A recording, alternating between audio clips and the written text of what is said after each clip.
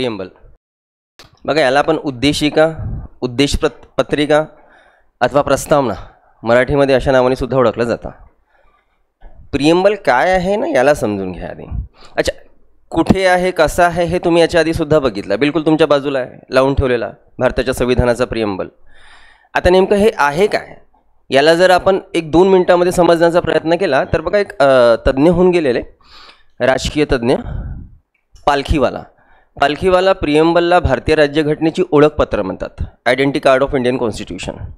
आता identity card, जसं तुमचं एक आयडेंटिटी कार्ड आहे जे तुम्हाला एक तुमचं पूर्णपणे एक बायोडेटा देऊन देते की बाबा तुमचं नाव काय आहे आणि सगळ्या गोष्टी इन्फॉर्मेशन जे आहे ते एक आय कार्डनुसार व्यक्तीचं प्राप्त होऊ शकते. तसंच आपल्या संविधानाचं एक ओळखपत्र म्हणजे प्रिएम्बल. त्याला दुसऱ्या भाषेमध्ये समजण्याचा प्रयत्न करूया. जेव्हा कुठला थेसिस बनतो, थेसिस समजताना काय असते, आपण जेव्हा थेसिस बनवतो तर थेसिसच्या आधी काय बनतं, थेसिसच्या आधी काय बनवलं जातं, ड्राफ्ट. नाही, ड्राफ्ट म्हणजे नेमकं काय, त्याला आपण काय म्हणणार, थेसिसच्या आधी काय बनेल, एक त्याचा कॉम्प्रेस करून तुम्हाला काहीतरी प्रेझेंट करावं लागेल ना, की बाबा याच्या आधारावर माझा थेसिस बनणार आहे. काय म्हणतो काय आपण त्याला कधी, ॲब्स्ट्रॅक्ट. ठीक आहे, आता ॲब्स्ट्रॅक्ट म्हणा त्याला, किंवा त्याला सिनॉप्सिस म्हणा. सिनॉप्सिस हा सुद्धा शब्द तुम्ही ऐकला असणार. सिनॉप्सिसमध्ये काय असतं रे, सिनॉप्सिसमध्ये तुम्ही जो थेसिस तयार करणार आहे त्याची थोडी माहिती असते की बाबा आम्ही या आधारावर आमचं काम करणार आहोत, राईट. सो बेसिकली तुमच्या थेसिसमध्ये जे काही राहणार आहे, जे काही तुम्ही तयार करणार आहात त्याचे ऑब्जेक्टिव्ज तुम्हाला तुमच्या ॲब्स्ट्रॅक्टमध्ये मिळणार, तुमच्या सिनॉप्सिसमध्ये मिळणार. सेम आपलं एवढं मोठं संविधान आहे, 25 भागामध्ये विभागलेलं आहे, 465+ आर्टिकल्स आहेत, 12 शेड्यूल आहेत.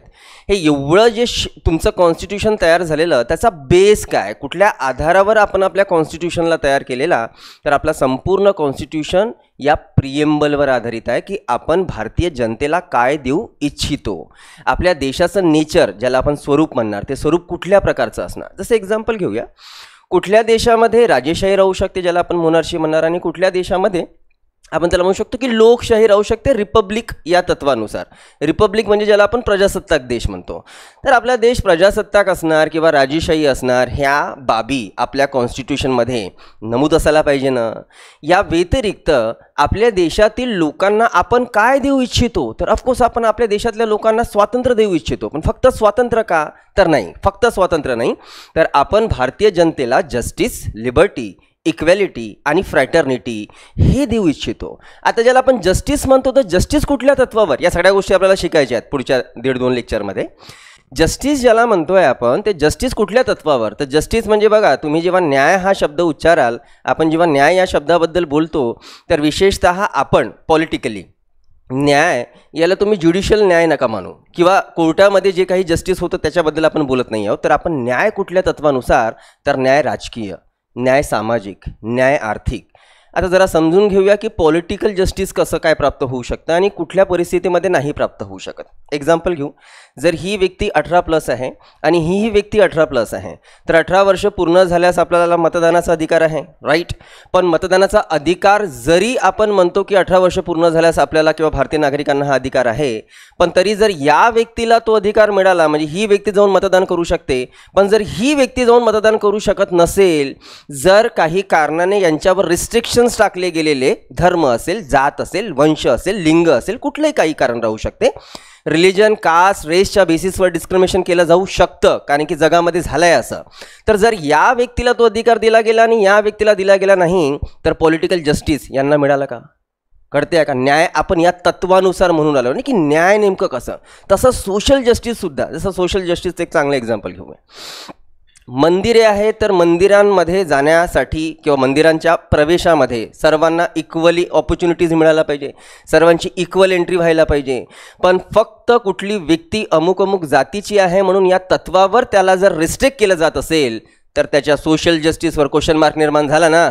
तर मग आपण भारतीय संविधानामार्फत नेमकं नागरिकांना काय देऊ इच्छितो होतो, तर आपण जस्टिस देऊ इच्छितो होतो, पॉलिटिकली, सोशली, या व्यतिरिक्त इकॉनॉमिकली, या व्यतिरिक्त तुमचं लिबर्टी आहे, तुमचं इक्वॅलिटी आहे, तुमचं फ्रॅटर्निटी आहे. या सगळ्या गोष्टी जे भारतीय नागरिकांना मिळेल त्याबद्दल आपल्याला, आपण जो ड्राफ्ट तयार केला होता, एक रफ ड्राफ्ट, त्यालाच आपण म्हणतो आपल्या भारतीय संविधानाची उद्देश पत्रिका.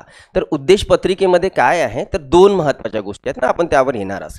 दोन महत्त्वाच्या गोष्टी आहेत. एक तर दिसणार आहे तुमच्या देशाचं नेचर काय आहे, स्वरूप कसं आहे, आणि दुसरं आपल्या संविधान तयार करण्यामागचे आपले उद्देश काय आहेत.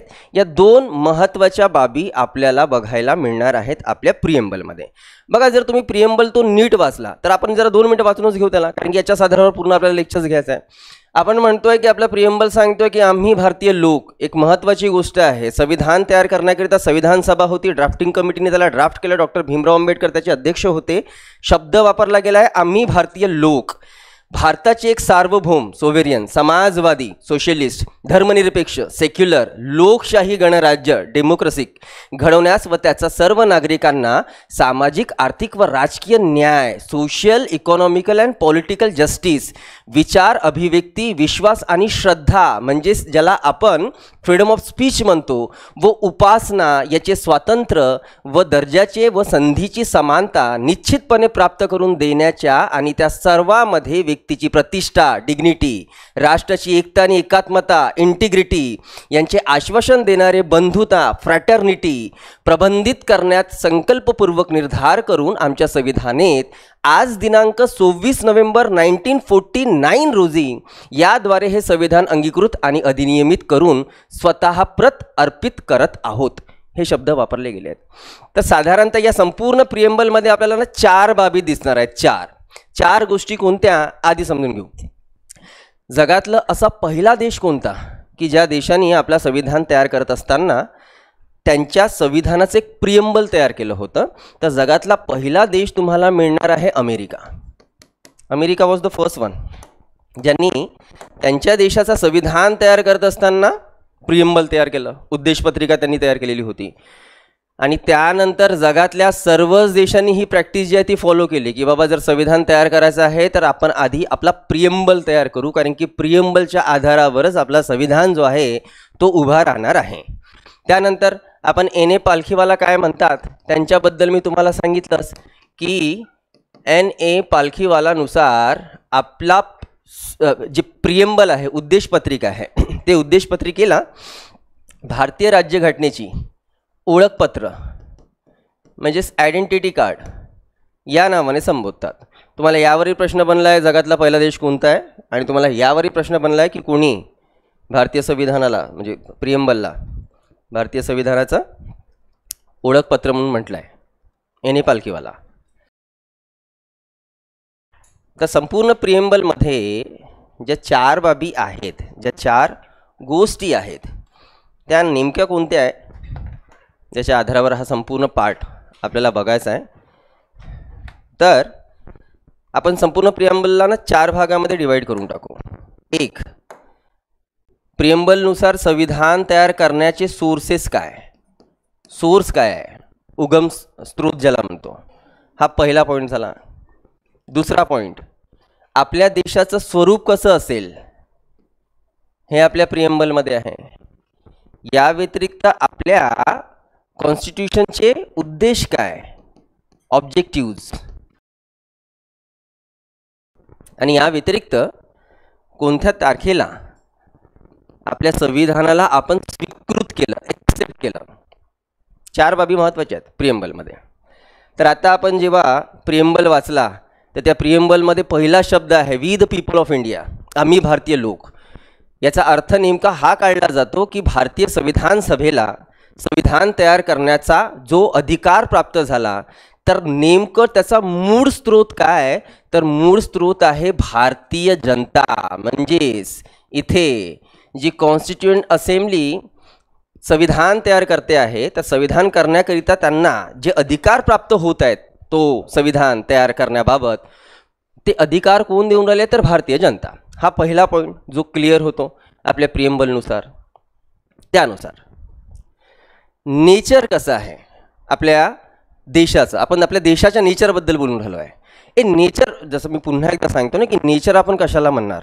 आता जसं मी तुम्हाला म्हटलं की एकतर कुठल्या देशामध्ये लोकशाही राहू शकते अथवा कुठल्या देशामध्ये राजेशाही राहू शकते, कुठल्या देशामध्ये कुठल्या देशात सार्वभौम राहू शकतो, कुठल्या देशात सार्वभौम नाही राहू शकत. सार्वभौम वगैरे काय शब्द आहेत त्याचाच आपल्याला अर्थ समजून घ्यायचा आहे, कारण की प्रिएम्बलमध्ये पहिला शब्द जो घातलाय आपण तो आहे सार्वभौम, सोवेरियन.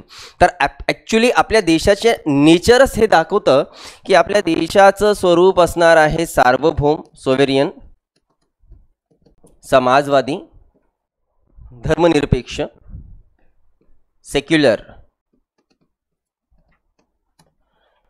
लोकशाही, डेमोक्रेटिक,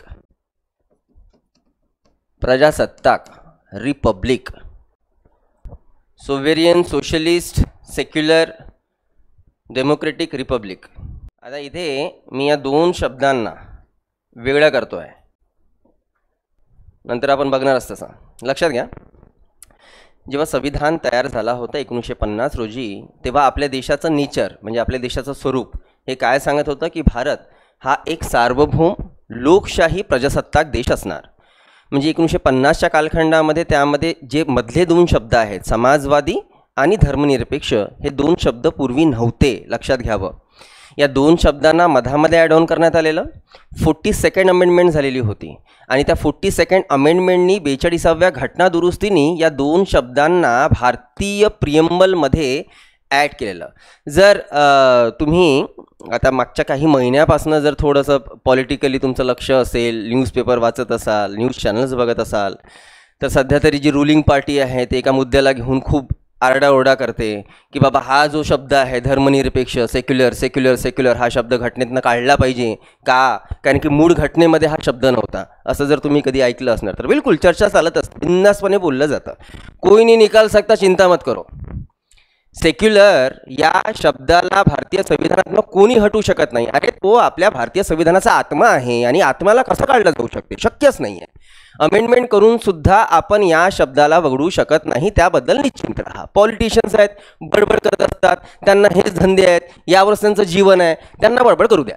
या शब्दांना कोणी काढू शकत नाही. पण लक्षात घ्या, जेव्हा भारतीय संविधान तयार झालेला तेव्हा त्या संविधानामध्ये समाजवादी किंवा धर्मनिरपेक्ष हा शब्द हे शब्द नव्हते.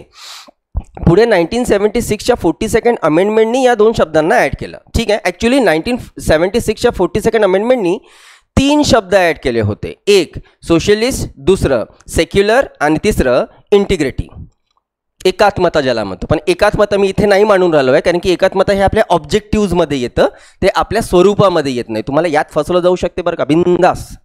तुम्हाला MPSC क्वेश्चन करत असताना बिलकुल तुम्हाला असा प्रश्न बनवू शकते की खालीलपैकी भारतीय संविधानाचे कोणते उद्देश नाही किंवा खालीलपैकी भारतीय संविधानाचे कोणतं स्वरूप नाही आहे. तर स्वरूप तर आपण बघितलं की बाबा या प्रकारे आपल्या देशाचं स्वरूप आहे. स्वरूप समजून आलं ना की आपला देश कसा असेल. तर आपला देश हा सार्वभौम प्रजासत्ताक धर्मनिरपेक्ष लोकशाही गणराज्य असणार, म्हणजेच प्रजासत्ताक असणार. हे झालं एक शब्दाचा अर्थ आपल्याला समजून घ्यायचा आहे. आधी तर आपण त्याला प्रॉपर डिवाइड करून राहिलो.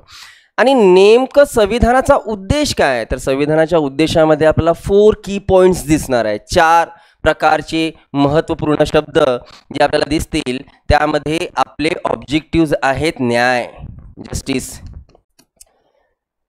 या व्यतिरिक्त तुमचं लिबर्टी, इक्वॅलिटी आणि फ्रॅटर्निटी. आणि ती प्रिएम्बलची मूळ प्रत बघून जरा सिक्वेन्स बघून घ्या की सिक्वेन्स आपण बरोबर मांडला आहे का. प्रिएम्बलमध्ये जो सिक्वेन्स आहे तो असाच आहे ना, सार्वभौम, समाजवादी, धर्मनिरपेक्ष, लोकशाही, प्रजासत्ताक, राईट, असंच आहे. ठीक आहे. या व्यतिरिक्त तुमचा सिक्वेन्स ऑब्जेक्टिव्हचा सुद्धा असाच आहे. आधी न्याय आहे, जस्टिस, त्यानंतर लिबर्टी, त्यानंतर इक्वॅलिटी आणि त्यानंतर फ्रॅटर्निटी. याला जरा सिरियसली घ्या. आयोगाला प्रश्न बनवत असताना ना, आयोग कुठल्याही पद्धतीने प्रश्न बनवतो. जरा पास्ट इयर क्वेश्चन्स बघून घ्याल, याचा सिक्वेन्स विचारला होता. हे रँडम शब्द देऊन टाकले, समाजवाद, धर्मनिरपेक्ष, लोकशाही, रँडम शब्द देऊन टाकले आणि म्हटलं गेलं होतं की सिक्वेन्स लावा. आता पुट्ट्यानं हे तर माहीत असते की हां बाबा आपला देश आहे, सार्वभौम आहे, प्रजासत्ताक आहे, गणराज्य आहे, लोकशाही आहे. अरे पण तो सिक्वेन्स नेमका काय, तर सिक्वेन्सवर प्रश्न बनला आहे, म्हणून मी सिक्वेन्स लिस्ट त्याला मांडलं. ठीक आहे. तरी यात लक्षात ठेवणारी गोष्ट काय की आज आपल्याला आपल्या देशाचं जे स्वरूप दिसते आहे त्या स्वरूपामध्ये 1950च्या कालखंडामध्ये सोशलिस्ट आणि सेक्युलरिझम हे दोन शब्द नव्हते. 1976च्या 42nd अमेंडमेंटनी या दोन मुद्द्याला ॲड ऑन केलं. ठीक आहे. जसं धर्मनिरपेक्ष आपण ॲड ऑन नाही केलं असतं. अच्छा, एक महत्त्वाची गोष्ट आपण म्हणतो, अच्छा धर्मनिरपेक्षाचा अर्थ समजतो का, आपल्याला पुढे बघायचं आहेच तसं. धर्मनिरपेक्ष म्हणजे जेव्हा कुठला एक शासन किंवा कुठला एक देश म्हणू आपण, शासन नव्हे, जेव्हा कुठला एक देश किंवा देशाचं संविधान सर्व धर्मांना समान अधिकार प्रदान करते त्याला आपण धर्मनिरपेक्ष म्हणणार. जर आपण कुठल्या विशिष्ट धर्मालाच जास्त महत्त्व देऊन राहिलो आहोत तर त्या देशाला आपण धर्मनिरपेक्ष नाही म्हणू शकत, त्याला आपण ईश्वर सत्ताक देश म्हणणार. जर आपण कोणत्याच धर्माला काही महत्त्व देत नसेल तर आपण त्या देशाला नास्तिक देश म्हणणार, ज्याला आपण अथिस्ट म्हणतो. पण आपण कुठल्याही धर्माला ना विशेष जागा देऊन राहिलो आहे ना कुठल्या धर्माला आपण दुय्यम समजून राहिलेलो आहोत. आपण सर्व धर्मांबद्दल उदार मत दाखवून राहिलेलो आणि सर्व धर्मांना समान तत्वावर समान अधिकार जर देऊन राहिलो तर आपण आहोत धर्मनिरपेक्ष. तर आपण म्हणतो की बाबा पूर्वी तर धर्मनिरपेक्ष हा शब्द नव्हता घटनेमध्ये. 1976 42nd अमेंडमेंटने त्याला ॲड केलं.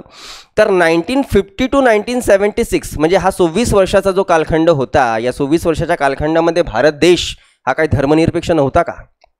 हा प्रश्न दिसतो ना, हा प्रश्न निर्माण होतो ना. तर लक्षात घ्या, हा शब्द असू द्या अथवा नसू द्या, भारत हा 1950 पासूनच सेक्युलर आहे. भारत हा 1950 पासूनच आपल्याला धर्मनिरपेक्ष दिसतो. कसा, कुठे, ते आपण नंतर बघणार आहोत. आर्टिकल 25, 26, 27 आणि 28 या ज्या 4 आर्टिकल्स आहेत, या 4 आर्टिकल्स भारताला आधीपासूनच धर्मनिरपेक्ष बनवतं. ठीक आहे. तर हा शब्द असेल नसेल तरी त्याचा काही परिणाम होणार नाही, पण या 2 शब्दांना आपण मागून ॲड केलं, लक्षात घ्यावं. तर आपल्याला ज्या प्रिएम्बलमध्ये 4 गोष्टी दिसतात त्यातल्या 3 बाबी आपण क्लिअर केलेल्या, आणि जी 4थी मुद्दा आहे की तारीख काय, स्वीकृतीची तारीख. तर आपण मग वाचलंय की स्वीकृतीची जी तारीख ठेवली आहे ती ठेवली आहे 24 नोव्हेंबर 1949. स्वीकृत करण्याची तारीख, लागू करण्याची नाही. घटना जेव्हा स्वीकृत झाली, एक्सेप्ट झाली, तेव्हा ती 24 नोव्हेंबर आणि जेव्हा लागू झाली तेव्हा 26 जानेवारी 1950. म्हणून दरवर्षी 2 दिवस साजरे केले जातात. 24 नोव्हेंबरला भारतीय संविधान दिन म्हणून आणि 26 जानेवारी हा गणतंत्र दिन म्हणून आपण साजरा करतो. या ज्या बाबी आहेत आपल्या प्रिएम्बलमधल्या, या एक बाबी आपल्याला समजून घ्यायचं आहे. त्यात सोर्स समजून घेण्याची गरज नाही आहे. भारतीय जनतेने संविधान करताना हा अधिकार दिला होता भारतीय घटना तयार करण्याचा. जे नेचर आहे त्या नेचरपासून आपण सुरुवात करूया की ज्याला आपण सार्वभौम म्हणतो. तर भारत हा एक सार्वभौम राज्य आहे, भारत हा एक सार्वभौम राष्ट्र आहे. तर तो सार्वभौम कसा, तर हेडिंग असंच द्याल, नेचर ऑफ. 1947 पर्यंत भारत हा जोपर्यंत पारतंत्र्यामध्ये होता, देशामध्ये जेव्हा ब्रिटिश रूल सुरू होतं तेव्हा शासन भारतीयांच्या हाती होतं का? नव्हतं. भारताबद्दल निर्णय घेण्याचा अधिकार भारतीयांना नव्हता. भारताबद्दल कायदे रूल्स करण्याचा कुठलाच अधिकार भारतीयांना नव्हता. फॉरेन पॉलिसी काय असेल, इंटरनॅशनल रिलेशन्स आपण कसे मेंटेन करणार, याबद्दल कुठलाच भारतीय कुठल्याही प्रकारचा विचारसुद्धा मांडू शकत नव्हता. तर जेव्हा आपण दुसऱ्यावर डिपेंडेबल आहो, म्हणजेच ब्रिटिशर्स आपल्या देशाबद्दल नियम कायदे कानून बनवून राहिलेले, ब्रिटिशर्स आपला फॉरेन ट्रेड बघून राहिले, ब्रिटिशर्स आपले इंटरनॅशनल रिलेशन्स बघून राहिले, ब्रिटिशर्स आपल्या देशाचं ॲडमिनिस्ट्रेशन चालवून राहिलेले, भारतीयांना तो अधिकार नाही. म्हणजेच भारत देश हा सार्वभौम नाही. पण ज्या दिवशी भारताचं संविधान लागू होणार त्या दिवसापासून भारत हा सार्वभौम होईल. आणि सार्वभौम होईल याचा अर्थ काय, तर त्याचा क्लिअर अर्थ हा निघतो की बाबा 26 जानेवारी 1950 ज्या तारखेपासून देशाचं संविधान लागू झालं आहे त्या तारखेपासून भारत हा सार्वभौम आहे. म्हणजे याचा अर्थ आता भारत या देशावर कोणत्याही परकीय देशाचा कुठल्याही प्रकारे डायरेक्ट किंवा इनडायरेक्ट कंट्रोल नाही आहे. आपल्या देशावर कोणत्याही परकीय देशाचा प्रत्यक्ष अथवा अप्रत्यक्ष नियंत्रण नसणे, म्हणजेच देशासाठी संपूर्ण निर्णय घेण्याचा अधिकार भारतीयांच्या हाती असणे, म्हणजे भारताचं सार्वभौमत्व, सोव्हॅरेनिटी आहे. क्लिअर आहे? ठीक आहे. 1950 नंतर ब्रिटिशांचा काही रोल राहिला का? आपल्या देशामध्ये काय कायदे असणार आहेत, कोणते रूल्स असणार आहेत, भारतीय संविधानानुसार काय द्यायला पाहिजे, याबद्दल सगळा अधिकार आपला होता, भारतीयांचा होता, ब्रिटिशर्सचा नव्हता. म्हणजे भारत हा सार्वभौम राष्ट्र झालेला होता. क्लिअर? लिहून घ्या. कुठल्याही परकीय देशाचा प्रत्यक्ष अथवा अप्रत्यक्ष नियंत्रण नसणे म्हणजे सार्वभौमत्व. कुठल्याही परकीय देशाचा प्रत्यक्ष अथवा अप्रत्यक्ष नियंत्रण नसणे म्हणजे भारताचे सार्वभौमत्व होय.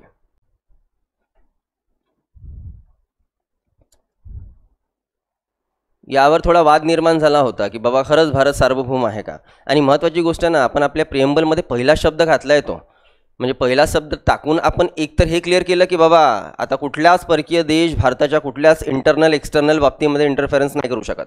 आम्ही आता स्वायत्त आहोत आमच्याबद्दल निर्णय घेण्याबद्दल.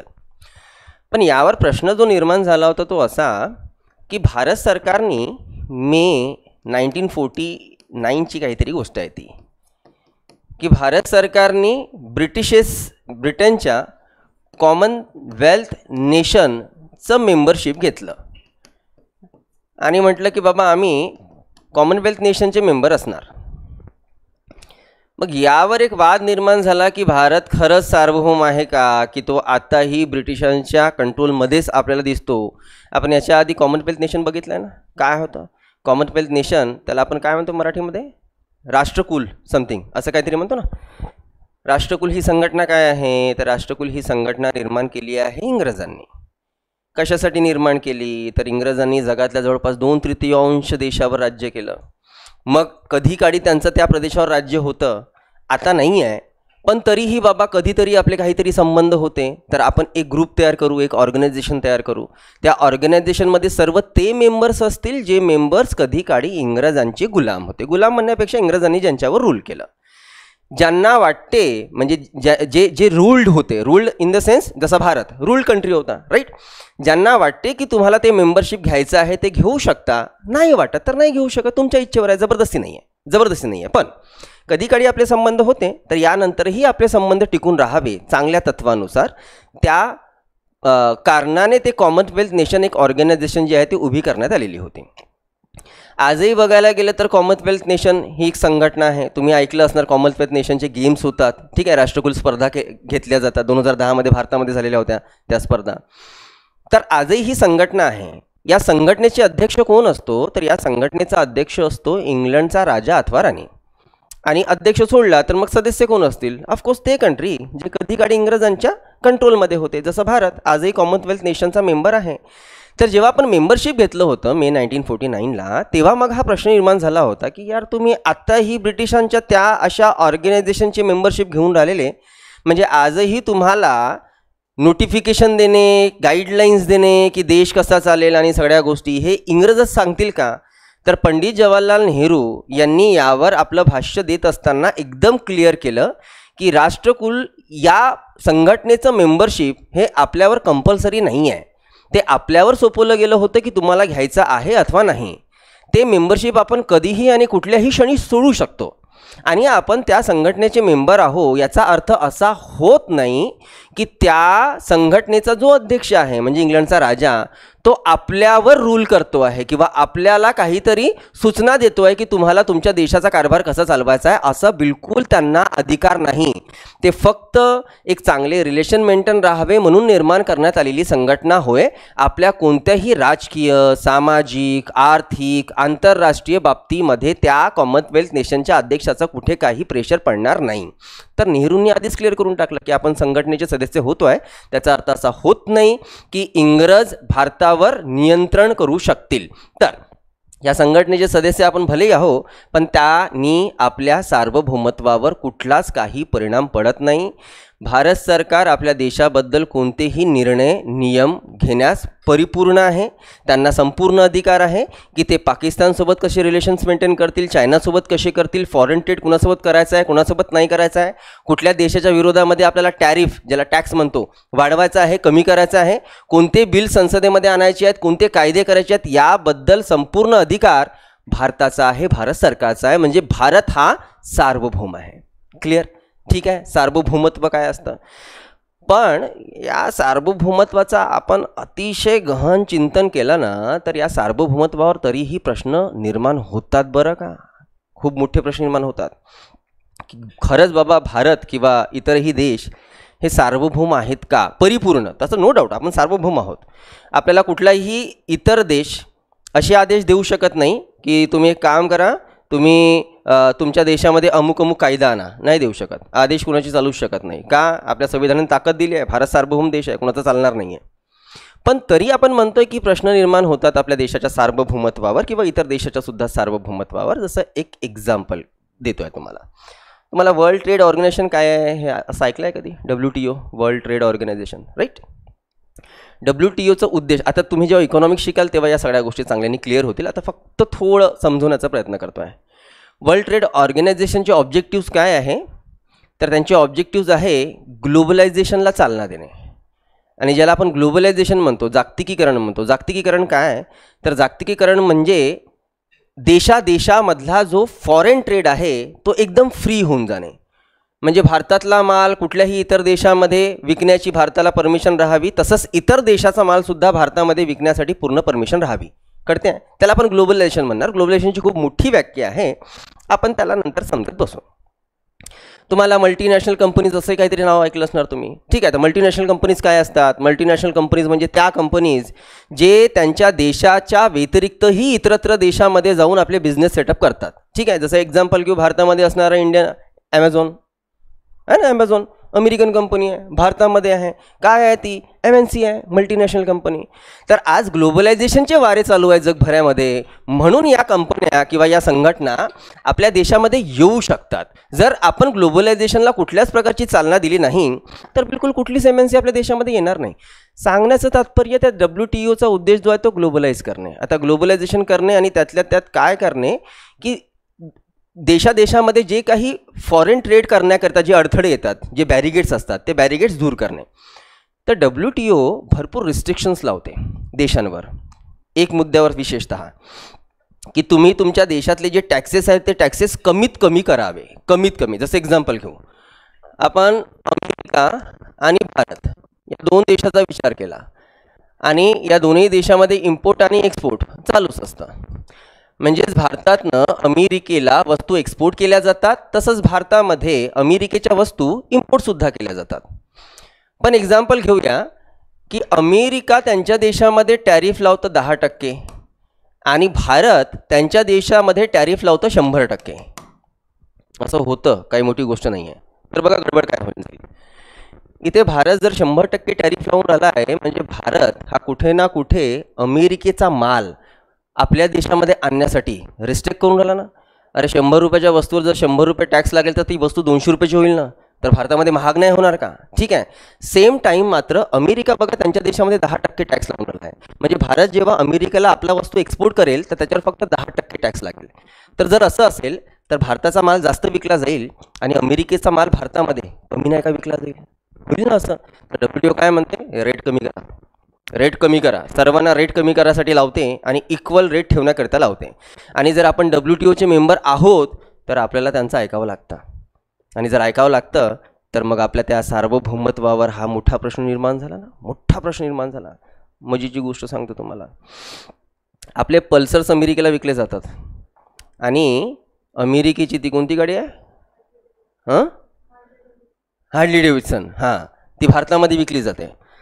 तर त्या हार्ली डेव्हिडसनवर भारत सरकार 100% टॅक्स घ्यायची आणि पल्सरवर डोनूचाचा डोनाल्ड ट्रम्प 5% टॅक्स लावायचा. तर त्याला जेव्हा ही गडबड कळली त्याने, हे मागच्या टर्मची गोष्ट सांगू राहिलो तुम्हाला, या टर्ममध्ये पण नाही, मागची टर्म म्हणजे तो 2016 ते 2020ला जेव्हा होता ना फर्स्ट टाइम प्रेसिडेंट, तेव्हाची गोष्ट. त्यांनी सरळ धमकी दिली होती की तुम्ही हार्ली डेव्हिडसनवर लावणे गेलेले टॅक्स कमी करा, नाहीतर आम्ही तुमच्या पल्सरवरचे टॅक्स वाढवून टाकू. तेव्हा कुठे मग आपल्या साहेबांनी हळूहळू टॅक्स जे आहे त्यांचे कमी केले. आता टेस्ला भारतामध्ये आली तर तिचे जे टॅरिफ आहे ते किती कमी करून टाकले माहिती आहे तुम्हाला? भारत सरकारने बऱ्यापैकी त्याच्यावरचे जे टॅरिफ होते ते टॅरिफ त्यांनी कमी करून टाकले. अजून एक खूप चांगले एक्झाम्पल देतो. आत्ताच बहता हुआ सिंदूर, ऑपरेशन सिंदूर देशामध्ये झालं, राईट? मग त्या ऑपरेशन सिंदूरमध्ये जे काही चालू होतं, म्हणजे आपली मीडिया तर पाकिस्तानपर्यंत जाऊन पोहोचली होती. पाकिस्तान, लाहोर, रावलपिंडीला त्यांचे गेले होते ना भारतीय सैन्य, म्हणते लाहोर कब्जे में आ गया. न्यूज़ बघितली होती की नाही बघितली होती मी? ती खतरनाक न्यूज़. आपली मीडिया आपने को चांद पे भी ले जा सकते, कोई बड़ी बात नहीं है. आपण तर लाहोरच गेलो होतो, खूप काही दूर नव्हतो गेलो. जे काही सुरू होतं, मोठ्या मोठ्या गोष्टी सुरू होत्या की पाकिस्तानला निस्तोनाबूत करून टाकू, असं करून टाकू, तसं करून टाकू. चांगला मौका होता, करून टाकायला पाहिजे होता. 1971ला इंदिरा गांधीला जेव्हा मौका भेटला होता, एक घाव दोन तुकडे पाकिस्तान बांगलादेशाला, एवढी जबरदस्त डिप्लोमॅसी चालली होती बाईनी कि एका घावामध्ये त्या पाकिस्तानचे 2 टुकड़े केले होते. और उसके बाद फिर जब चिढ़ के आया था पाकिस्तान इंडिया पे अटैक करने, उनको पटक के मारे थे. म्हणजे दोन्ही करणं हरले होते ते. तिकडे बांगलादेशही त्यांच्या हातातून गेला होता आणि 1971चं युद्ध सुद्धा हरले होते. चांगला चान्स होता आताचा 2025चा, करून टाकायला पाहिजे होता. पण तिकडे डोनाल्ड ट्रम्पनी एक ट्विट केला आणि एक ट्विट करून जर आपण सीज फायर भारतामध्ये केलं तर मग आपल्या त्या सोव्हरेनिटीवर किती मोठा प्रश्न होतो. भाई वो कोण होता है, दुनिया का सरपंच आहे क्या वो? नाही, प्रश्न निर्माण होतो ना. बस तू आपल्या देशाचं बघ ना, तुला काय गरज येऊन पडली नाही ना भारत आणि पाकिस्तान. वो हमारी दोस्ती है, हम ऐसे ही झगडते हैं, हम आपल्यामध्ये बोलायची तुला गरज काय आहे, मुद्दा आहे. तर म्हणून आपल्या सार्वभौमत्वावर खूपदा ना क्वेश्चन मार्क निर्माण होतात.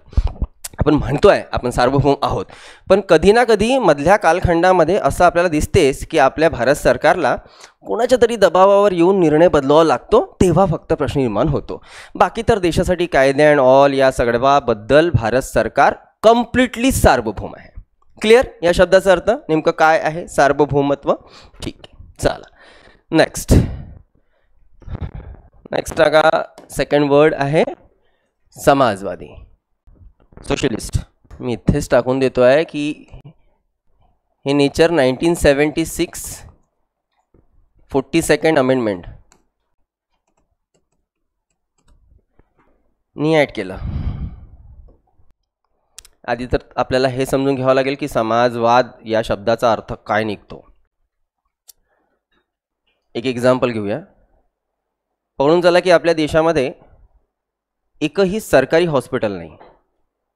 पूर्णच्या पूर्ण हॉस्पिटल्स, क्लिनिक्स हे प्रायव्हेट आहेत, कम्प्लिटली प्रायव्हेट आहे. तर तुम्हाला कमीत कमी दरामध्ये हेल्थ सर्व्हिसेस मिळू शकणार का? आहे शक्य? अच्छा, दुसरी गोष्ट, पकडून झाला की सरकारी हॉस्पिटल्स नाहीच आहेत आणि मग आता जे काही प्रायव्हेट हॉस्पिटल्स आणि क्लिनिक्स आहेत त्यांनी मनमर्जीनुसार वाटते तसे जर रेट लावायला सुरुवात केले, गरीब माणूस कुठे जाईल? आहे ना प्रश्न. तसं तर मनमर्जी चालतेच, जबरदस्त चालते. हे वेगळीच मोनोपोली आहे बरं का. इकडे जे हॉस्पिटल किंवा क्लिनिकवाला जो मॅटर आहे ना, तिकडे वेगळीच मोनोपोली चालत असते. ठीक आहे, तर हा एक एक्झाम्पल घेतलं. दुसरं एक एक्झाम्पल घेऊ आपण. पकडून झालं की आपल्या देशामध्ये एकही सरकारी बँक नाही आहे, सगळ्या प्रायव्हेट बँक्स आहेत आणि प्रायव्हेट बँक्स त्यांच्यानुसार जे आहे ते तुमचं लोन अमाऊंट किंवा मग तुमचा इंटरेस्ट वगैरे जे आहे ते डिसाईड करून राहिलेले, अथवा तुमच्या डिपॉझिटवर किती इंटरेस्ट मिळणार अँड ऑल दॅट, या सगळ्या गोष्टी ज्या आहेत त्या प्रायव्हेट बँका डिसाईड करून राहिलेल्या. जर पब्लिक सेक्टरच्या बँक्स नसतील तर तुम्हाला कमीत कमी दरामध्ये लोन मिळणे अवघड होऊन जाईल आणि अवघड होईल तर कुठेतरी तुमच्या डेव्हलपमेंटमध्ये हा मोठा अडथळा राहील. आपण असे ढेर एक्झाम्पल घेऊ शकतो, जसं स्कूल्स, एज्युकेशन. ठीक आहे, तसंही भारतामध्ये आता बघायला गेलं तर सरकारी स्कूल्स आणि कॉलेजेस हे हळूहळू कमीच होत चाललेले. जिल्हा परिषद तर ऑलमोस्ट टाळेच लागून राहिलेले आहेत. तरी जे काही आहेत त्याच्या व्यतिरिक्त आपण जर फक्त आणि फक्त देशामध्ये स्कूल कॉलेजेस जर प्रायव्हेट ठेवलं तर गरीब माणूस खरंच तिथे एज्युकेशन घेऊ शकणार सर्व्हिसेस? ते लहान लहान टिंगऱ्यांना, पहिल्या दुसऱ्या वर्गातल्या पुट्ट्यांना जरी शाळेत टाकायचं आहे ना, तर त्यांची फीज चांगल्या चांगल्या स्कूलमध्ये 1-1 लाख रुपये आहे. रिक्षा चालक कुठून करणार आहे? कळते आहे? जर परिस्थिती अशी आहे, अच्छा, ही प्रॉब्लेम्स कुणाला होत आहेत, कुणाला फेस करावं लागते? धंतुली रामदासपेठमध्ये राहणाऱ्या लोकांना नाही. अरे पण जे स्लम्समध्ये राहतात, जे गरीब आहेत त्यांचं काय? जे ग्रामीण भागामध्ये राहतात त्यांचं काय? प्रश्न मोठा आहे ना. तर मग जर हा प्रश्न आहे तर भारतासारख्या गरीब देशामध्ये किंवा इतरही जे देश गरीब आहेत, आता भारतासारख्या गरीब देशामध्ये हा शब्द आपण का उच्चारला? कारण की 2012च्या रंगराजन रिपोर्टनुसार त्या कालखंडातही भारतामध्ये पॉवर्टी रेट जो होता तो 29% होता रे. त्यावेळेस आपल्या देशाची लोकसंख्या 121 करोड होती. त्याच्या 29% आपण जर पॉवर्टी रेटमध्ये राहणाऱ्या लोकांची जर संख्या काढली, जवळपास 35 कोटीची संख्या निघते. ते 35 कोटी मजा काय का? अमेरिकेची लोकसंख्या 2011ला 32 कोटी होती.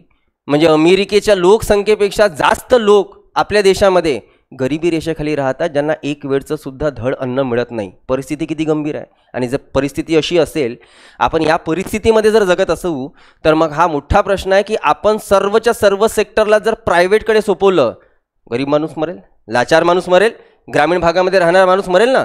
तर त्यावेळेस काय करायला पाहिजे, त्यावेळेस कशी परिस्थिती असायला पाहिजे की आपण कुठल्या ना कुठल्या ज्या महत्त्वाचे जे सेक्टर्स आहेत ते सेक्टर्स सरकारच्या नियंत्रणामध्ये जर आणले, तर सरकार यांचा उद्देश नफा कमवणे हा राहू शकतो का?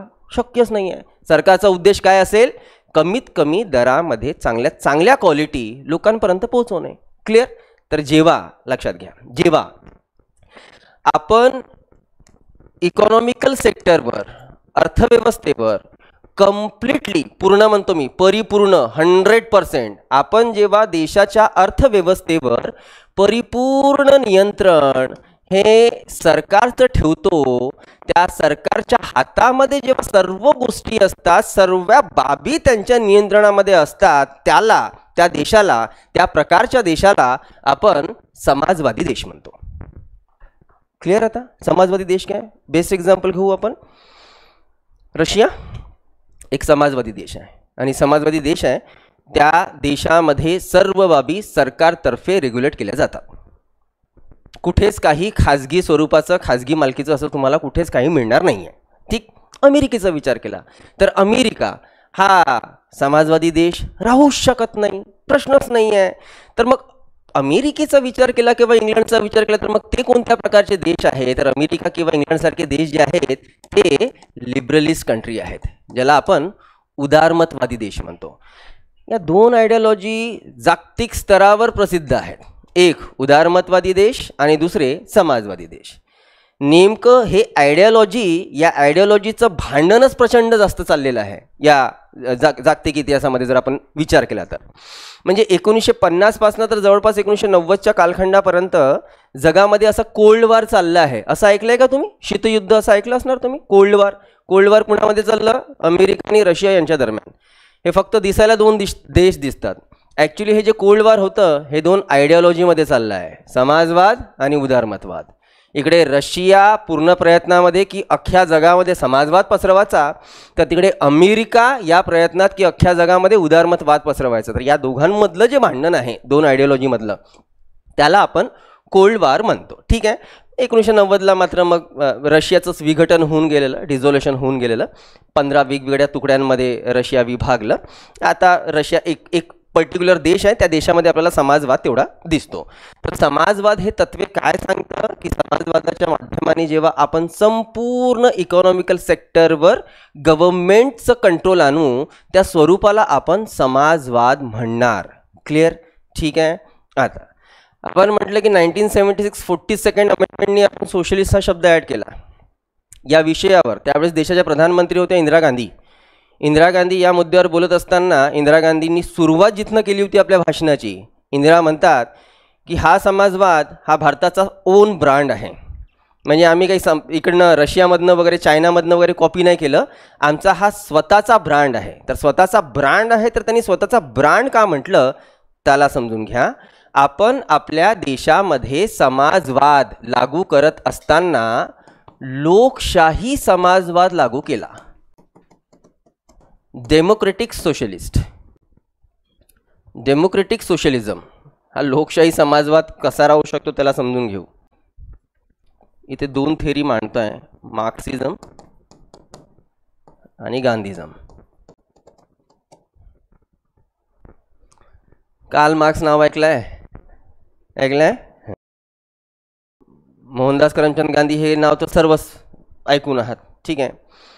कार्ल मार्क्स यांनी आपली जी थेरी मांडली होती, त्यांची थेरी जी आहे ती समाजवादाची थेरी आहे. आणि काय सांगते थेरी? की जोपर्यंत सर्व सेक्टरवर नियंत्रण हे सरकारचे येणार नाही, जोपर्यंत हे जे मोठे मोठे भांडवलदार आहेत, भांडवलदार समजतं, जे कॅपिटलिस्टिक जी लोक आहेत, जे पुंजीवादी ज्यांना आपण म्हणतो, जोपर्यंत यांच्यावर नियंत्रण येणार नाही तोपर्यंत गोरगरिबांचं कल्याण होणार नाही, कामगारांचं कल्याण होणार नाही. म्हणून सर्व सेक्टरवर नियंत्रण हे सरकारचं असावं. या थेरीनुसार मार्क्सिझमने किंवा मार्क्सिस्टने किंवा कार्ल मार्क्सने समाजवादाला इंट्रोड्यूस केलं. आपण आपल्या देशाचा जर विचार केला तर गांधीजी हे सुद्धा आपली आयडियोलॉजी जे मांडतात, जे विचार मांडतात, ज्याला आपण गांधीझम म्हणतो, त्या गांधीवादामध्ये सुद्धा आपल्याला साधारणतः असेच शब्द दिसणार की जे मोठे उद्योजक आहेत, मोठे उद्योग आहेत, त्या मोठ्या उद्योगांना संपवून टाकणे आणि छोट्या छोट्या उद्योगांकडे विशेषतः लक्ष देणे. का बरं हे दोघंही म्हणतायत रे बाबा की मोठे मोठे उद्योग जे आहेत ते संपवून टाकणे किंवा या सगळ्या गोष्टी थोडं समजण्याचा प्रयत्न करू. आज भारत हा जागतिक स्तरावर कितव्या क्रमांकाची सर्वात मोठी इकॉनॉमी आहे? 4th वर आलो. आता विचार करा की जगामध्ये असणारे 196 देश आणि 196 देशामध्ये भारत हा 4थ्या क्रमांकाचा सर्वात मोठा इकॉनॉमी असणारा देश आहे, नॅशनल इन्कम. तर भारताने किती मोठी प्रगती केली. आणि बिलकुलच असं नाही आहे की ही प्रगती मागच्या 11 वर्षामध्ये झाली आहे, असं काहीच नाही आहे. मागच्या 75 वर्षाची मेहनत आहे जे आपण या स्टेजवर आपण दिसतोय, 4th स्टेजवर. आता प्रश्न असा आहे की आपण जे 4th स्टेजवर दिसून राहिलो, पहिल्या नंबरवर आहे अमेरिका, त्यानंतर आहे चायना, त्यानंतर आहे जपान आणि त्यानंतर भारत 4थ्या नंबरवर. त्यानंतर बऱ्यापैकी इंग्लंड, फ्रान्स आपल्या मागे गेले आहेत. आता इंग्लंड आपल्या मागे आहे बरं का, ठीक आहे. आपण 4th नंबरवर आहोत. मुद्दा असा आहे की जेव्हा आपण नॅशनल इन्कम बघतो तेव्हा आपण जगाच्या पातळीवर 4थ्या क्रमांकाचा देश बघतो. अच्छा, आपण नॅशनल इन्कम कशाला म्हणतो? सर्व भारतीयांनी मिळून एका वर्षामध्ये जेवढंही उत्पन्न कमवलेलं आहे त्याला आपण त्याची बेरीज करतो आणि त्या उत्पन्नानुसार आपण एका वर्षामध्ये जेवढं कमवलं ते कशाची इन्कम आहे? राष्ट्राची इन्कम आहे, म्हणून त्याला आपण नॅशनल इन्कम म्हणतो. ती जेवढी जास्त तेवढं आपण टॉपवर जाणार. म्हणजे भारतीयांनी कमवलेल्या इन्कमनुसार आज आपण 4थ्या क्रमांकाची सर्वात मोठी इकॉनॉमी आहोत. तर भारतीय कमवून राहिले म्हणजे प्रत्येक व्यक्ती कमवून राहिले आहेत, प्रत्येक व्यक्ती कमवून राहिले आहेत. तर प्रत्येक व्यक्ती किती कमवून राहिला आहे यासाठी आपण काढतो पर कॅपिटा इन्कम. त्याला आपण दरडोई उत्पन्न म्हणतो की बाबा या व्यक्तीने किती कमवलं, या व्यक्तीने किती कमवलं. जसं एक्झाम्पल घेऊ, क्लासरूममध्ये 40 पोरं बसले आहेत. एक्झाम्पल, त्या 40 पोरापैकी या व्यक्तीने 10 रुपये कमवले, या व्यक्तीने 5 रुपये कमवले, या व्यक्तीने 2 रुपये कमवले, या व्यक्तीने 15 रुपये कमवले आणि या व्यक्तीने कमवले आहेत 1 लाख. असं करून या क्लासमध्ये बसणाऱ्या सर्व व्यक्तींचं उत्पन्न एक्झाम्पल घेऊन चाललं आहे आपण की 1,10,000 चाललं. तर उत्पन्न तर प्रचंड मोठं आहे, पण त्यामध्ये 1 लाखाचं उत्पन्न यांनीच कमवलं आणि दुसऱ्या लोकांनी 100, 200, 500, 10 रुपये असे जर कमवले असतील तर कुठेतरी ही खूप मोठी आर्थिक विषमता नाही झाली का रे? प्रचंड मोठी विषमता झाली ना. तर आपण आपल्या देशाची जेव्हा नॅशनल इन्कम काढतो त्या इन्कमच्या आधारावर आपण त्या 4थ्या क्रमांकाचा सगळ्यात मोठा देश होऊन जातो. पण जेव्हा आपण PCI काढतो, पर कॅपिटा इन्कम, तेव्हा आपण 135, 136 या रेंजमध्ये जातो. 2023ला तर अजूनच लाजिरवाणी गोष्ट झाली होती. बांगलादेशची स्थिती आपल्यापेक्षा चांगली होती. बांगलादेशचा PCI आपल्यापेक्षा चांगला होता, श्रीलंकाचा PCI आपल्यापेक्षा चांगला होता. मुद्दा आहे. तर प्रश्न असा आहे की एवढी इन्कम भारताने कमवली तरी कमवून सुद्धा PCI मध्ये आपण एवढं मागं. तर नेमकं कमवून कोण राहिलं? तर कमवून राहिले आहेत मुठभर लोक, कळते? आणि मुठभर लोक कोण? नाम आपको पता होगा, सरकार के दोस्त अदानी, अंबानी, राईट. नेमकी त्यांची उत्पन्न दिसते आणि म्हणून आपण लिफ्ट होतो. अरे पण जे गोर गरीब आहेत त्यांच्या उत्पन्नाचं काय? ते अजूनही प्रचंड मागे आहेत. आणि ही जी भीषण विषमता आहे ती विषमता जर दूर करायची असेल तर त्यासाठी एकच पर्याय, समाजवाद. कारण की समाजवाद काय करतो? समाजवाद जे मोठे मोठे पुंजीवाद आहेत त्यांची शक्ती कमी करतो. आता जसं एक्झाम्पल घेऊ, एक बेस्ट एक्झाम्पल सांगतो. मागे काय आपण एक डील केली होती इतरत्र देशासोबत, आपण काहीतरी फायटर प्लेन्स त्यांच्याकडनं विकत घेतले. तर विकत घेतले इन द सेन्स आपण काय केलं की आपण सुटे भाग विकत घेतले. त्याला असेंबल करणार होतो आपण भारतामध्ये, राईट. आता ते फक्त पार्ट्स भारतामध्ये येतील, त्याला आपण भारतामध्ये असेंबल करणार. भारतामध्ये असेंबल करण्याकरिता ऑलरेडी भारत सरकारची संस्था आहे, भारत सरकारची कंपनी आहे आधीपासूनच. पण तरीही जेव्हा तो प्रोजेक्ट दिला गेला असेंबलिंगचा तेव्हा तो दिला गेला होता अदानी कंपनीला. आणि अदानी कंपनीने 4 महिन्याआधी फक्त त्या सेक्टरच्या आधारावर आपली कंपनी उभारली होती. 4 महिन्याआधी त्यांना लायसन्स मिळालं होतं. म्हणजे विचार करू शकता, मागच्या 70 वर्षापासून जी भारताची कंपनी काम करून राहिली तिला लायसन्स नाही मिळाला, म्हणजे तिला तो टेंडर नाही मिळाला आणि एका खाजगी कंपनीला टेंडर मिळाला. म्हणजे कुठेतरी इथे पण भलं कुठल्या विशिष्ट लोकांचंच होत आहे, मुठभर लोकांचं होत आहे. तर अशा फक्त मुठभर लोकांचं भलं न करता जेव्हा आपण सर्वांच्या भल्याबद्दल बोलणार तर त्या आयडिओलॉजीला आपण समाजवाद म्हणतो. पण समाजवाद काय करतो ना, 100% नियंत्रण जे आहे ते सरकारचं असतं. आपण 1976ला समाजवाद टाकत असताना त्या समाजवादाला प्युअर समाजवाद न म्हणता त्याला म्हटलं की बाबा आमचा समाजवाद हा लोकशाही समाजवाद आहे. आणि लोकशाही समाजवाद म्हणजे कसा समाजवाद? तर हा असणार आहे मिक्स. आणि मिक्स म्हणजे काय? तर मिक्स म्हणजे काही क्षेत्रामध्ये आम्ही खाजगी लोकांना अधिकार देणार, काही क्षेत्रामध्ये सरकारी इंडस्ट्रीज आणि कंपनीज दिसतील. तर जेव्हा खाजगी आणि सरकारी या दोघांचेही उद्योग आपल्याला ज्या प्रदेशात ज्या देशामध्ये बघायला मिळतील त्याला आपण म्हणणार आहोत मिक्स इकॉनॉमी, मिश्र अर्थव्यवस्था. आणि मिश्र अर्थव्यवस्था आता लक्षात घ्या की सरकार जर म्हणेल कोणीही बँका टाकणार नाही, बँका टाकण्याचा अधिकार फक्त आणि फक्त सरकारचा, कोणीही शाळा उघडणार नाही, शाळा उघडण्याचा अधिकार फक्त सरकार म्हणजे सरकारचा, हे जर झालं तर यानुसार सरकारची हुकुमशाही नाही का निर्माण झाली, राईट. तर जर हुकुमशाहीला कमी करायचं आहे हुकुमशाही जिथे कमी होईल तिथे काय वाढायला पाहिजे? लोकशाही. ऑफकोर्स ना, जिथे लोकशाही नाही आहे रे तिथे हुकुमशाही आहे. पण जिथे हुकुमशाही आपण कमी करायला गेलो तिथे लोकशाही नाही का वरचढ करावं लागेल. तर आपण जर कम्प्लिटली सरकारच्याच हातामध्ये संपूर्ण नियंत्रण जर दिलं तर आपण त्याला फक्त समाजवाद म्हणणार. पण आपण खाजगींना सुद्धा अधिकार देतोय ना, मिक्स इकॉनॉमी ठेवतोय, म्हणून आपण आपल्या समाजवादाला लोकशाही समाजवाद म्हटला. म्हणून इंदिरा गांधी म्हणतात की हा आमचा स्वतःचा ब्रँड आहे, हा एक वेगळा समाजवाद आहे जो लोकशाही समाजवादाच्या नावाने ओळखला जाईल. ठीक आहे. आणि या लोकशाही समाजवादामध्ये मार्क्सवाद आणि गांधीवाद या दोघांचंही पार्टिसिपेशन आपल्याला दिसतं. ठीक, तर लिहून घ्या की भारतीय समाजवाद हा लोकशाही समाजवाद ज्यामध्ये खाजगी प्रायव्हेट सेक्टरला सुद्धा तेवढेच महत्त्व. आणि आपल्या समाजवादाचा मुख्य उद्देश काय होता? ऑब्जेक्टिव्स काय होते? मुख्य उद्देशच होते की देशाची विषमता, इनइक्वॅलिटी आणि गरिबी, पॉवर्टी पूर्णपणे हटवणे. विषमता, इनइक्वॅलिटी आणि पॉवर्टी, गरिबी दूर करणे. इनइक्वॅलिटी काय असते? हा बेटा, हां, इनइक्वॅलिटी काय असते हे सांगण्याची गरज आहे. विषमता कशाला म्हणतो आपण? पक्का ना? 2022-23ची एक रिपोर्ट आहे, ती रिपोर्ट सांगून देतो तुम्हाला, लक्षात येऊन जाईल. आपल्या देशामध्ये जेवढी लोकसंख्या आणि आपल्या देशामध्ये जेवढी काही लोकांच्या हातामध्ये असणारी संपत्ती, त्याचा एक रेशो काढला गेला होता 2023च्या सर्वेनुसार. तो सर्वे असा सांगतो की देशाच्या 1% लोकांकडे देशातली 70% संपत्ती एकवटलेली आहे. 1% ओनली, 70%. आणि रिमेनिंग 99% लोकांकडे रिमेनिंग 30% संपत्ती एकवटलेली आहे. यालाच तर म्हणणं विषमता आपण, इनइक्वॅलिटी. किती मोठ्या स्वरूपाची विषमता, घोर विषमता आपल्याला आपल्या देशामध्ये बघायला मिळते. ठीक आहे. तर याला कमी करणे, याला दूर करणे, याला पूर्णपणे संपवणे, हटवणे हा उद्देश होता आपल्या समाजवादाचा, लोकशाही समाजवादाचा. क्लिअर? ठीक आहे. चला नेक्स्ट, धर्मनिरपेक्ष, सेक्युलरिझम. बघा आपल्याला जगामध्ये 3 प्रकारचे देश दिसू शकतात. एक, जे देश ईश्वर सत्ताक आहेत, समजूया ईश्वर सत्ताक देश कसे असू शकतात. एक ते देश जे नास्तिक आहेत, अथिस्ट आहेत. आणि दुसरे ते जे सेक्युलर आहेत. सो असे देश जे ईश्वर सत्ताक आहेत त्या देशाचा पायाच धर्म असणार आहे. म्हणजे त्यांनी कुठल्या तरी विशिष्ट धर्माच्या आधारावर आपल्या देशाची रचना केली किंवा आपल्या देशाचं स्वरूप जे आहे ते उभं केलं.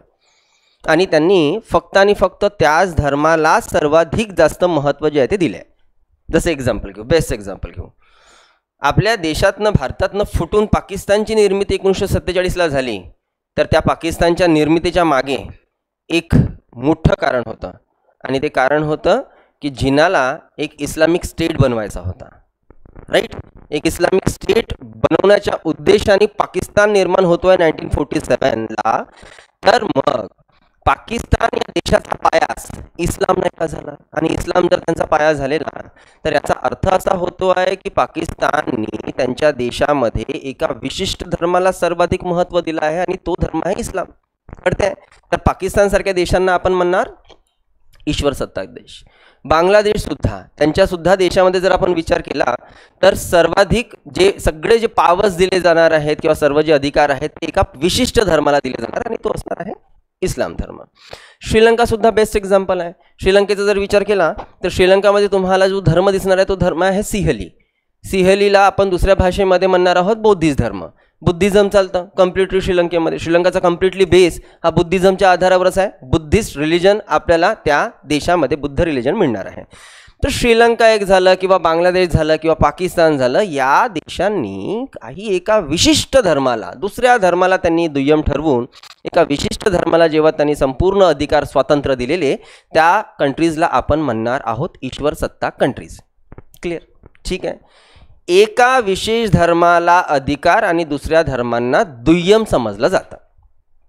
दुसऱ्या प्रकारचा जो देश आहे ज्याला आपण नास्तिक देश म्हणतो. तर नास्तिक देश म्हणजे असा देश जो कोणत्याच धर्माला काहीच महत्त्व देत नाही. म्हणजे तो धर्मालाच महत्त्व देत नाही आहे. म्हणजे बघा दोघांमध्ये किती फरक आहे, हे बिलकुल वाईस वर्सा नाही झाले का? म्हणजे हा एका विशिष्ट धर्माला विशेष अधिकार प्रदान करतो आणि या प्रकारचे देश कोणत्याच धर्माला काहीच विशेष अधिकार प्रदान करत नाही, त्यांना आपण नास्तिक कंट्री म्हणणार. असं नास्तिक कंट्रीच्या नावाने असा कुठला कंट्री नाही आहे बरं का, बिलकुल नाही आहे. एक आता मला वाटतं चीनमध्ये जवळपास लोकांनी धर्म सोडायला सुरुवात केली.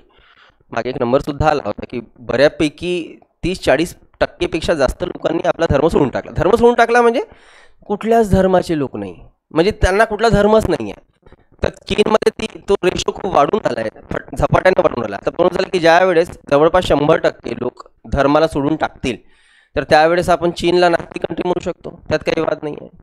भारताबद्दल सांगतोय, कोविडचा काळ होता तो 2020-21ची गोष्ट असावी, आणि केरळाची ती महिला होती, बरंच तिचं नाव आहे रे, ती महिला भरपूर वर्षापासून लढत होती की बाबा मला एक असं सर्टिफिकेट पाहिजे ज्या सर्टिफिकेटबरोबर माझा कुठलाच धर्म नसणार. तर तिला धर्म सोडायचा होता. आता धर्म सोडणे हा सुद्धा तर एवढा सिंपल टास्क थोडी आहे, कारण की त्याच्याबद्दल असे काही खास, अरे धर्म सोडणे म्हणजे बघा कसा काय राहील, आपण धर्म सोडतो आहोत एक म्हणजे कुठला ना कुठला दुसरा धर्म आपण एंट्री घेऊन राहिलो ना. पण तुम्ही म्हणाल की नाही तुम्हाला धर्मच नाही पाहिजे आहे, म्हणजे माझ्या सर्टिफिकेटवर कुठल्याच प्रकारचा धर्माची नोंदच नसेल. त्यासाठी एक महिला लढली आणि फायनली तिला विजयसुद्धा प्राप्त झाला, तिला मिळालं तो सर्टिफिकेट. 2021ची गोष्ट सांगतो, आता 4 वर्ष झाले आहेत, फक्त 4-5 वर्ष. तर भारतामध्ये तर असं एकच केस आहे, पण चायना बऱ्यापैकी वाढत चाललेला आहे. तर पकडून चला की चायना ज्या दिवशी परिपूर्ण धर्माचा त्याग करेल 100%, त्यावेळेस आपण चायनाला नास्तिक देश म्हणणार, ठीक आहे. पण हा जो तिसऱ्या प्रकारचा देश आपण बघून राहिलो आहोत, धर्मनिरपेक्ष सेक्युलर कंट्री, हा ना ईश्वर सत्ताक राहत ना तो नास्तिक राहत. म्हणजेच ना सेक्युलर कंट्री एका विशिष्ट धर्माला महत्त्व देत, नाही ते धर्माला त्यागतात, म्हणजे ते बिलकुल अवॉइडसुद्धा नाही करत. तर सेक्युलर हे जे देश असतात ते सर्व धर्मांना इक्वली ट्रीटमेंट देतात. म्हणजे हा अधिकार जर अमुक अमुक धर्माला आहे तर हा अधिकार इतर धर्माला सुद्धा असेल. अमुक अमुक रिच्युअल्स पूर्ण करण्याचा अधिकार जर अमुक अमुक धर्माला आहे तर बाकी धर्मांना सुद्धा त्यांचे कर्मकांड रिच्युअल्स पूर्ण करण्याचा परिपूर्ण अधिकार असेल. या प्रकारचे कंट्री ना कुठल्या धर्माला प्रायमरी समजतात, ना कुणाला सेकंडरी समजतात, ना धर्माचा पूर्णपणे त्याग करत, सर्व धर्मांना समान तत्वावर जेव्हा अधिकार प्रदान केले जातात त्या कंट्रीजला आपण धर्मनिरपेक्ष देश असं म्हणतो. क्लिअर? ठीक आहे. तर ॲटलिस्ट एक लाईक लिहून ठेवा की धर्मनिरपेक्ष देश सर्व धर्मियांना समान तत्वावर अधिकार प्रदान करते. ही जी टर्म आहे, म्हणजे हे जे स्वरूप आहे धर्मनिरपेक्ष, हे सुद्धा आपण 1976 42nd अमेंडमेंटनी ॲड केलेलं. आणि मग जसं मी तुम्हाला म्हटलं, सेक्युलरिझम हा शब्द आपण नाही टाकला असता तरी पण काही खास फरक पडला नसता, कारण की भारतीय संविधान ज्या दिवसापासून लागू झाला आहे त्या दिवसापासून भारत हा एक धर्मनिरपेक्षच देश होता. फक्त हा शब्द नव्हता. पण शब्द नव्हता म्हणून काही प्रोव्हिजन्स नव्हत्या का? तर बिलकुल होत्या. जसं आपल्या देशाच्या संविधानाच्या पार्ट 3 मध्ये असणाऱ्या फंडामेंटल राईट्समध्ये आर्टिकल 25, 26, 27 आणि 28 या 4 आर्टिकल्स, या 4 प्रोव्हिजन्स आपल्याला ऑलरेडी धर्मनिरपेक्ष करतात. रे ऑलरेडी आपण यानुसार सेक्युलर होऊन जातो. एक्झाम्पल देतोच मी तुम्हाला. आर्टिकल 25 काय सांगतं, 26 काय सांगतं, 27 काय सांगतं. सर 1976च्या आधी यांच्या विचार संविधान सभेने नाही केला होता का? केला होता बाळा, म्हणूनच हे टर्म्स आपण टाकले होते. आपल्याला शब्द टाकण्याची गरज नाही पडली होती. मी याला समजवतो ना, मग कळेल की हा शब्द नाही टाकला असता तरी चाललं असतं, काही फरक पडला नसता. समजूया. आर्टिकल 25 बघा काय देतो आपल्याला. आपल्याला आपल्या संविधानाने ज्या प्रकारचे अधिकार दिले आहेत, कोणकोणते? राईट टू इक्वॅलिटी दिला आहे, समानतेचा अधिकार. राईट टू फ्रीडम दिला आहे, लिबर्टी, ठीक आहे, तुमच्या स्वातंत्र्याचा अधिकार. त्यानंतर मग तुमचा शोषणाविरुद्धचा अधिकार आहे. त्यानंतर मग तुमचा धार्मिक अधिकार आहे. या व्यतिरिक्त कल्चरल राईट्स आहेत. हे एवढ्या प्रकारचे जे अधिकार आहेत त्यामध्ये 4 प्रोव्हिजन्स आपल्याला राईट टू रिलिजनबद्दल आहेत, आणि ते आहेत 25, 26, 27, 28. आर्टिकल 25 काय सांगते? आर्टिकल 25 सांगते की सर्व धर्मीयांना, किंवा असं म्हणण्यापेक्षा त्याला अशी टर्म आहे ती, की कोणत्याही व्यक्तीला आपल्या धर्माचं पालन करण्याचा अधिकार आहे, आपल्या धर्माला प्रमोट करण्याचा अधिकार आहे, आपल्या धर्माची श्रद्धा उपासना जोपासण्याचा अधिकार आहे. आपला देव अथवा देवाचं वाहन, वाहन समजतं ना, वाहन असा शब्द न वापरता त्यांनी पशु हा शब्द वापरला, त्या संबंधी पशु यांच्याबद्दल मान सन्मान ठेवण्याचा अधिकार आहे. तर काय म्हणते ही कलम की सर्व मनुष्यांना आपल्या धर्माची उपासना करण्याचा अधिकार आहे. तर जर मी हिंदू आहे तर मला माझ्या धर्माची उपासना करण्याचा अधिकार आहे. जर ही व्यक्ती मुस्लिम आहे तर यांना आपल्या धर्माची उपासना करण्याचा अधिकार आहे. जर ही व्यक्ती ख्रिश्चन आहे तर त्यांना त्यांच्या धर्माची उपासना करण्याचा अधिकार आहे. कुठल्या विशिष्ट धर्माचं नाव न घेता सर्व भारतीय नागरिकांना तो अधिकार आहे. म्हणजे सर्वांना समान तत्वावर अधिकार आहेत ना, बरोबर आहे. यात आपल्याला एक अधिकार आपल्या धर्माचा प्रचार करण्याबद्दल सुद्धा आहे. आपण आपल्या धर्माचा प्रचार प्रसार करू शकतो, बिलकुल करू शकतो. पण आपण आपल्या धर्माचा म्हणजे कोणत्या धर्माचा?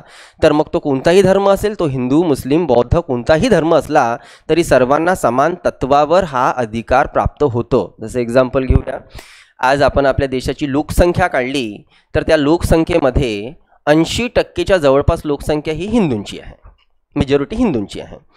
त्यानंतर मुस्लिम समाजाची पकडून चला तर 14% वगैरे काहीतरी गेली असेल. आणि मग 6% बौद्ध, जैन, शीख हे रिलिजन्स येतात, ख्रिश्चन हे रिलिजन्स येतात. मग हे जे रिलिजन्स दिसून राहिलेले आहे, तर मग या टक्केवारीनुसार आपण कुठल्या धर्मांना विशेष अधिकार दिले आहेत का? कोणाला काही विशेष अधिकार नाही, बिलकुल कोणाला काही अधिकार विशेष नाही आहेत. जे अधिकार हिंदूंना आहेत तेच अधिकार 1% असणारे बौद्ध किंवा ख्रिश्चनांना सुद्धा समान तत्वावर मिळतात. कुठेच काही भेदभाव होऊ शकत नाही. क्लिअर? जसं तुम्ही पुन्हा आताच्या घडीला एक शब्द खूप प्रचलित होत चालला आहे भारतामध्ये, हिंदू राष्ट्र. हिंदू राष्ट्र प्रचलित होत चाललं ना. तर हिंदू राष्ट्र या टर्मला प्रमोट करणे म्हणजे सेक्युलरिझमला कुठेतरी वाईट करणे हेच होत आहे ना. हिंदू राष्ट्रांना प्रमोट करणे म्हणजे फक्त जे राष्ट्र असणार आहे ते हिंदुत्वाच्या आधारावर उभं राहणार आहे आणि त्या राष्ट्रामध्ये इतर धर्मियांना कुठल्याही प्रकारचे अधिकार नसणार. साधारणतः आपण त्याचा अर्थ असाच काढू शकतो, काही वेगळं नाही काढू शकत. आता आधी हे ठरवणे आवश्यक, जे काही याला प्रमोट करून राहिले आणि हे ठरवणे आवश्यक आहे की तुम्हाला कोणत्या प्रकारचं राज्य आणायचं आहे. राम राज्य आणायचं आहे, हिंदू राज्य आणायचं आहे. कारण की राम राज्य वेगळं झालं आणि हिंदू राज्य वेगळं झालं. आता ज्याला आपण राम राज्य म्हणतो, तर राम राज्य आपण कशाला म्हणतो? असं राज्य ज्या राज्यामध्ये शांतता आहे, सुखसंपन्नता आहे, कोणी मारापिटी करत नाही, कोणी चोरी करत नाही, कोणी काही क्राईम्स करत नाही, जिथे सर्व शांतीने सुरू आहे, त्याला आपण राम राज्य म्हणतो. हे राम राज्याची संकल्पना आहे. जसं गांधीजींचं सुद्धा स्वप्न होतं की भारतामध्ये राम राज्य आणावं. तर राम राज्य म्हणजे हिंदू राज्य नव्हे, राम राज्य म्हणजे हिंदू राज्य नव्हे. पण जेव्हा आपण हिंदू राज्याबद्दल बोलतो की हिंदू राज्य आणायचं आहे, म्हणजे आपण एका विशिष्ट धर्माच्या आधारावर राज्याच्या निर्मितीबद्दल बोलतो, कळते. आणि जेव्हा हिंदू राज्याबद्दल बोललं जाते तेव्हा मग हे पण म्हटलं जाते की नाही, भारतीय संविधान याला खारिज करावा आणि मनुस्मृतीच्या आधारावर जे आहे या देशामध्ये कायदे कानून लावावे. हे शब्द ऐकले असणार तुम्ही, राईट? मनुस्मृती वाचली तुमच्यापैकी कोणी? नाही, मी वाचली आहे. सांगू, मनुस्मृतीचे सगळे नियम, सगळे चॅप्टर्स मी वाचले आहेत, खूप चांगले नाही.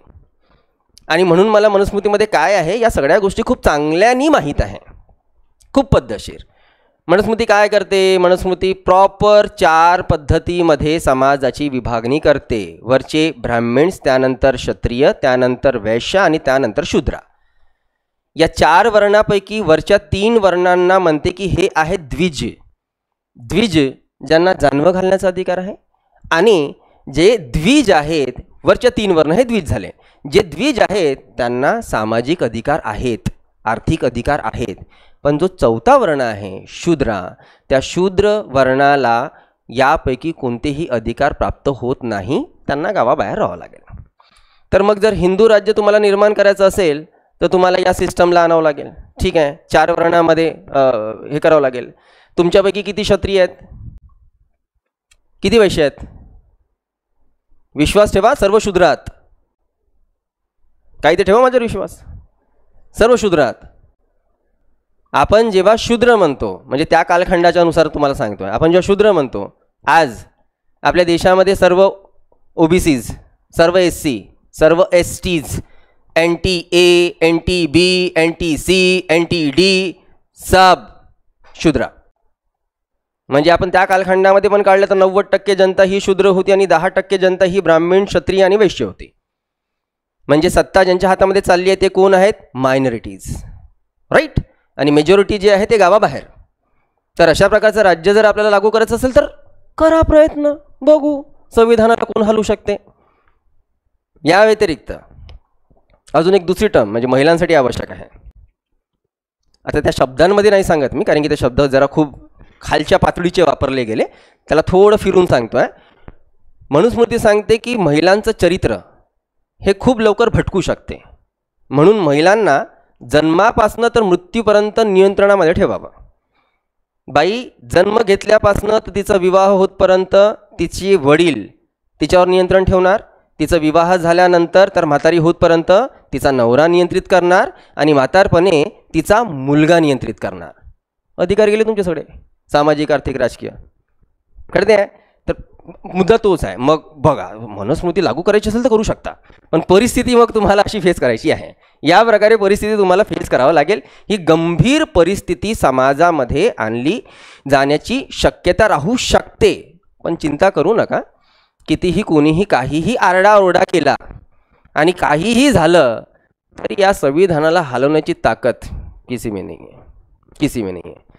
तुम 400 नहीं, तुम 500 पार चले जाओ, कुछ नहीं होने वाला. तुम्ही एक अमेंडमेंटही अशी करू शकत नाही की ज्या अमेंडमेंटच्या आधारावर या संविधानाच्या बेसिक स्ट्रक्चरला धक्कासुद्धा लागेल. एवढा मजबूत संविधान आहे हा, एवढा मजबूत. एवढ्या वर्षापासनं जे नाही होऊ शकलं ते यानंतरही नाही होऊ शकणार. हा देश जर एवढ्या चांगल्याने टिकून आहे, या देशाची डेमोक्रेसी जर टिकून आहे, तर त्याच्यामागे एकच कारण आहे, आणि ते कारण आहे की भारताचा संविधान हा खूप मजबूत तयार झालेला, आणि एवढा की त्याला हलवणे, त्याची नीव, त्याचा बेस कमजोर करणे अशक्य आहे, अशक्य. आणि आपण तर विचार म्हणजे बोलणं तर हे चालू आहे मार्केटमध्ये बाहेर की पूर्ण संविधानच बदलवला जाईल आणि मनुस्मृती आणलं जाईल. अरे तुम्ही एक कलम नाही बदलू शकत जे बेसिक स्ट्रक्चरच्या नावाने ओळखली जाते. तुम्ही काय संविधान बदलवाल आणि काय मनुस्मृती आणाल? शक्य नाही आहे. एनिवेज, इथे हे जेवढे काही मुद्दे आहेत ना, आर्टिकल्स 26, 27, हे सगळे आपल्याला सर्व धर्मियांना समान तत्वावर अधिकार प्रदान करून राहिलेले. जसं तुम्हाला जर माहीत असेल की तुम्ही जेव्हा कुठल्याही धर्माच्या किंवा मंदिरामध्ये किंवा कुठेही जेव्हा पैसे डोनेट करता, तर जे काही डोनेशन असतं ना ते टॅक्स एक्झम्प्टेड असतं. माहीत आहे का तुम्हाला? अच्छा, टॅक्स एक्झम्प्टेड काय असतं हे तरी माहीत आहे का? सुरुवात आपली इथनंच सुरू होते. टॅक्स एक्झम्प्शन म्हणजे काय? टॅक्स एक्झम्प्शन म्हणजे असा अमाऊंट ज्या अमाऊंटवर तुम्हाला इन्कम टॅक्स द्यायची गरज पडणार नाही, त्याला आपण टॅक्स एक्झम्प्टेड अमाऊंट म्हणतो. एक साधे एक्झाम्पल घेतो आहे. पकडून चला की जर आपण एक टॅक्स एक्झम्प्टेड अमाऊंट 3 लाख रुपये ठेवला, एक्झाम्पल, पूर्वी 3 लाख रुपये होता म्हणून मी 3 लाख रुपये ठेवला आहे. आणि एक्झाम्पल घेऊ की कुठल्या व्यक्तीचं वार्षिक उत्पन्न किंवा मासिक उत्पन्न घेऊ आपण.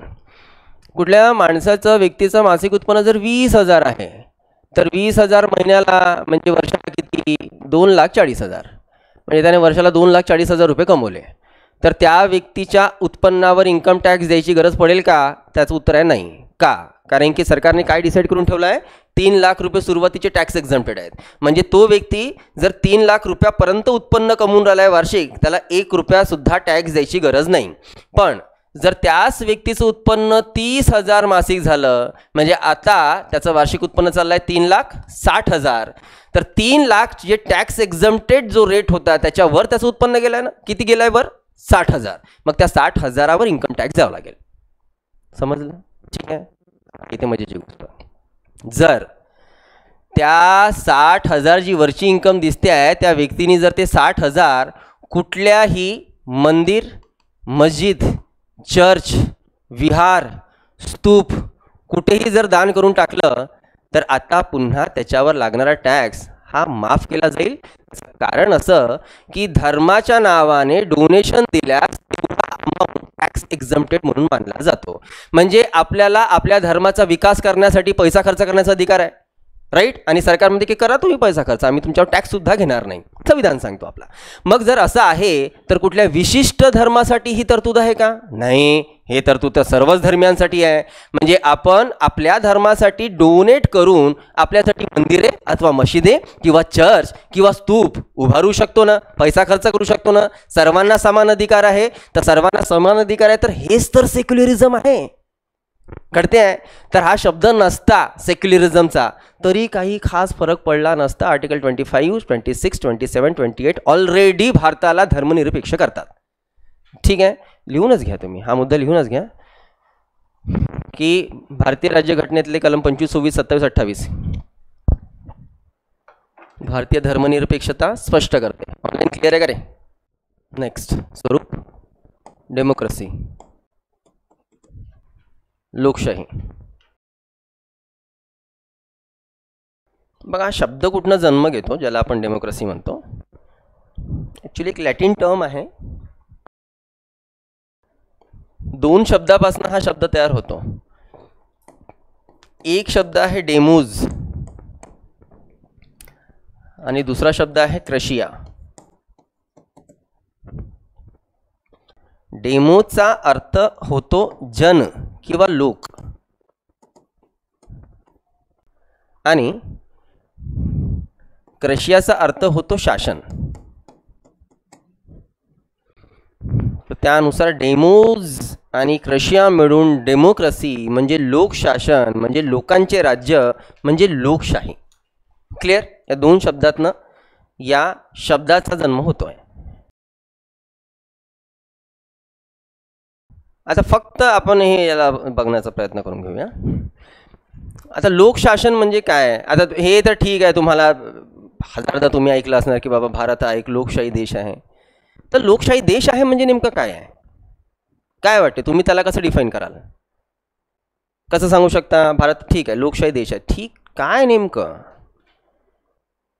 अरे ॲज अ डेमोक्रेटिक कंट्री या देशाचं संपूर्ण शासन, या देशाची सरकार नेमण्याचा अधिकार भारतीय जनतेच्या हाती नाही का सोपवलेला आहे? आपल्या हातावर आहे ना. आपण आज आपल्याला राज्यामध्ये जी सरकार दिसते आहे किंवा केंद्रामध्ये जी सरकार दिसते आहे त्या सरकारला निवडून देण्याचं काम आपण केलं आहे की नाही? आपण मतदान केलं, मतदानाच्या आधारावर आपला रिप्रेझेंटर तिथे निवडून गेलेला आणि आज तो रिप्रेझेंटर आपल्याला रिप्रेझेंट करते आहे. तिकडे दिल्लीमध्ये लोकसभेमध्ये असेल किंवा मुंबईमध्ये आपल्या विधानसभेमध्ये असेल. सो जनतेने मतदान करून आपापले रिप्रेझेंटर निवडून दिले आणि त्या रिप्रेझेंटर मार्फत त्या देशाचं शासन चालवलं जात आहे. तर एंड ऑफ द डे नेमकं शासन अप्रत्यक्षरित्या जनतेतर्फे चालवलं जात आहे ना, त्याला आपण लोकशाही म्हणतो. पण लोकशाही 2 प्रकारच्या असू शकतात, लक्षात घ्या. लोकशाहीची आपण जर 2 स्वरूप काढले, 2 प्रकार काढले तर एक डेमोक्रेसी असू शकते डायरेक्ट डेमोक्रेसी आणि दुसरी असू शकते इनडायरेक्ट डेमोक्रेसी. डायरेक्ट डेमोक्रेसी तुम्हाला कुठेही मिळेल अशातली गोष्ट नाही आहे. काही क्वचितच देश आहेत जिथे तुम्हाला प्रत्यक्ष लोकशाही मिळते. जसं एक एक्झाम्पल घेऊया स्वित्झर्लंड. स्वित्झर्लंडमध्ये प्रत्यक्ष डेमोक्रेसी आहे. आता प्रत्यक्ष डेमोक्रेसी आहे म्हणजे बघा त्याचं नेचर काय, त्याचं स्वरूप काय ते त्याला समजून देण्याचा प्रयत्न करतो आहे. स्वित्झर्लंडच्या 50% जास्त लोकांना जर असं वाटत असेल की नाही आपल्या देशामध्ये अशा प्रकारचा कायदा असायला पाहिजे, तर ती लोक एकत्र येऊन आपला प्रस्ताव मांडू शकतात की अशा प्रकारचा कायदा असायला पाहिजे. आणि जर त्यांनी तो प्रस्ताव मांडला मेजॉरिटीनी तर त्या प्रकारचा कायदा होणार. क्लिअर?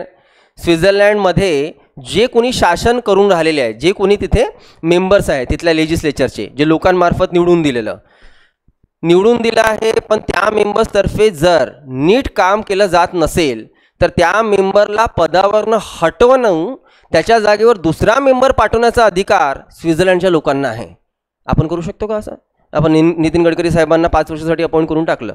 आता माहीत पडलं की 5 वर्षामध्ये त्यांनी एकही पूल बांधला नाही. आणि ही गोष्ट वेगळी की पुलावर पूल बांधले जात आहेत, पण जर नाही बांधलं, एक्झाम्पल घेऊया, तर मग आपल्याला तो अधिकार होतो का, मिळतो का त्यांना परत बोलवण्याचा? नाही. पण स्वित्झर्लंडच्या जनतेला मात्र तो अधिकार आहे. त्या देशाचं शासनसुद्धा कुठलंही जेव्हा महत्त्वपूर्ण निर्णय घेणार किंवा कुठल्याही प्रकारचा जर त्यांना नियम करायचा आहे, किंवा एक एक्झाम्पल घेऊ, 2 राज्यामध्ये जर काही डिस्प्यूट असेल तर त्या डिस्प्यूटला सॉल्व करण्याकरिता नेमकं सर्व जनतेचं रेफरंडम, म्हणजेच ज्याला आपण सर्वमत म्हणतो, प्लेबिसिटी म्हणतो, ते घेतलं जातं की बाबा चला तुम्हाला काय वाटते, यावर काय तोडगा काढायला पाहिजे. तर जनतेचं इन्व्हॉल्वमेंट तिथे आपल्याला अधिकाधिक दिसते आहे.